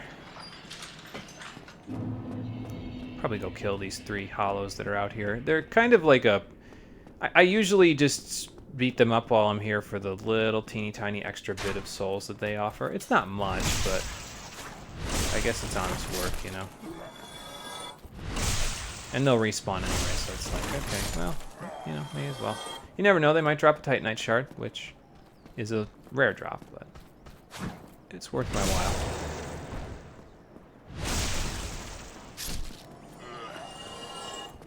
All right. 3725 on the soul counter to work with. So that is a good thing. Still have the alluring skulls in there? Yes, I do. I have a plan for how I'm going to use those. So we'll see if it works out. I think I'm not sure if I tried to do this when I did the stream before, but we're going to try to do it again if I did. And I think if I did do it, I think it worked out pretty well. So we'll see how that works. Titanite shards. Probably all in my box, actually. Let's see how many we have. 1. Okay, so I need to get another 8. So I can only get 4 from where I am at currently, but I've got some souls in my inventory here. So I should probably actually put away the copper coin as well, because it's not something you can trade later on. It's actually something that you want to hold on to for later. It has a use, but not in the trading sense. So, although, you know, if I buy the 8, I'm only going to be able to reinforce it once because I don't have any more souls. So, but at least I'll have the Titanite shards, so then I can reinforce it. You know what I mean? So that at least is good. But yeah, we'll stick this away. And then let's go buy the Titanite shards that we need in order to reinforce it. The nice thing about doing it this way is that we'll actually pretty much have 2 +5 weapons by the time we're done here, so we can just kind of hold on to those. And that's kind of your first stop with Andre. Once you have that, you'll want to start leveling your actual stats again. And because of the fact that we're about to fight a boss, we'll get a whole ton of souls that we can use to level up with. And that will make things pretty easy. Okay, so let's purchase the other 8 of these that I need. Cool. Modify the weapon, composite bow. It only costs 200, which is nice, but yeah, we're going to need another 246, 800 total in order to get the composite bow up to +5 from where it's at now.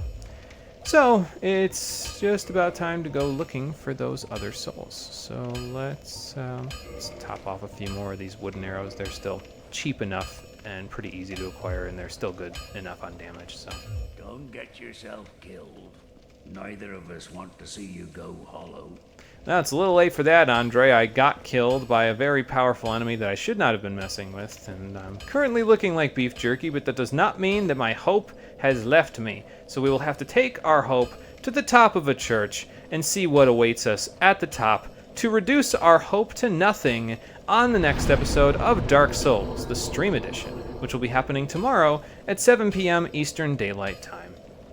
So, thank you for watching, everybody. I appreciate you coming out to Twitch and YouTube to check out the stream. Let me see if I can get my gestures all set up. And I will see all of you on the next one, which, as I said, will be tomorrow, 7 p.m. Eastern Daylight Time. I really should have done the bow when I said thank you, but you get the idea.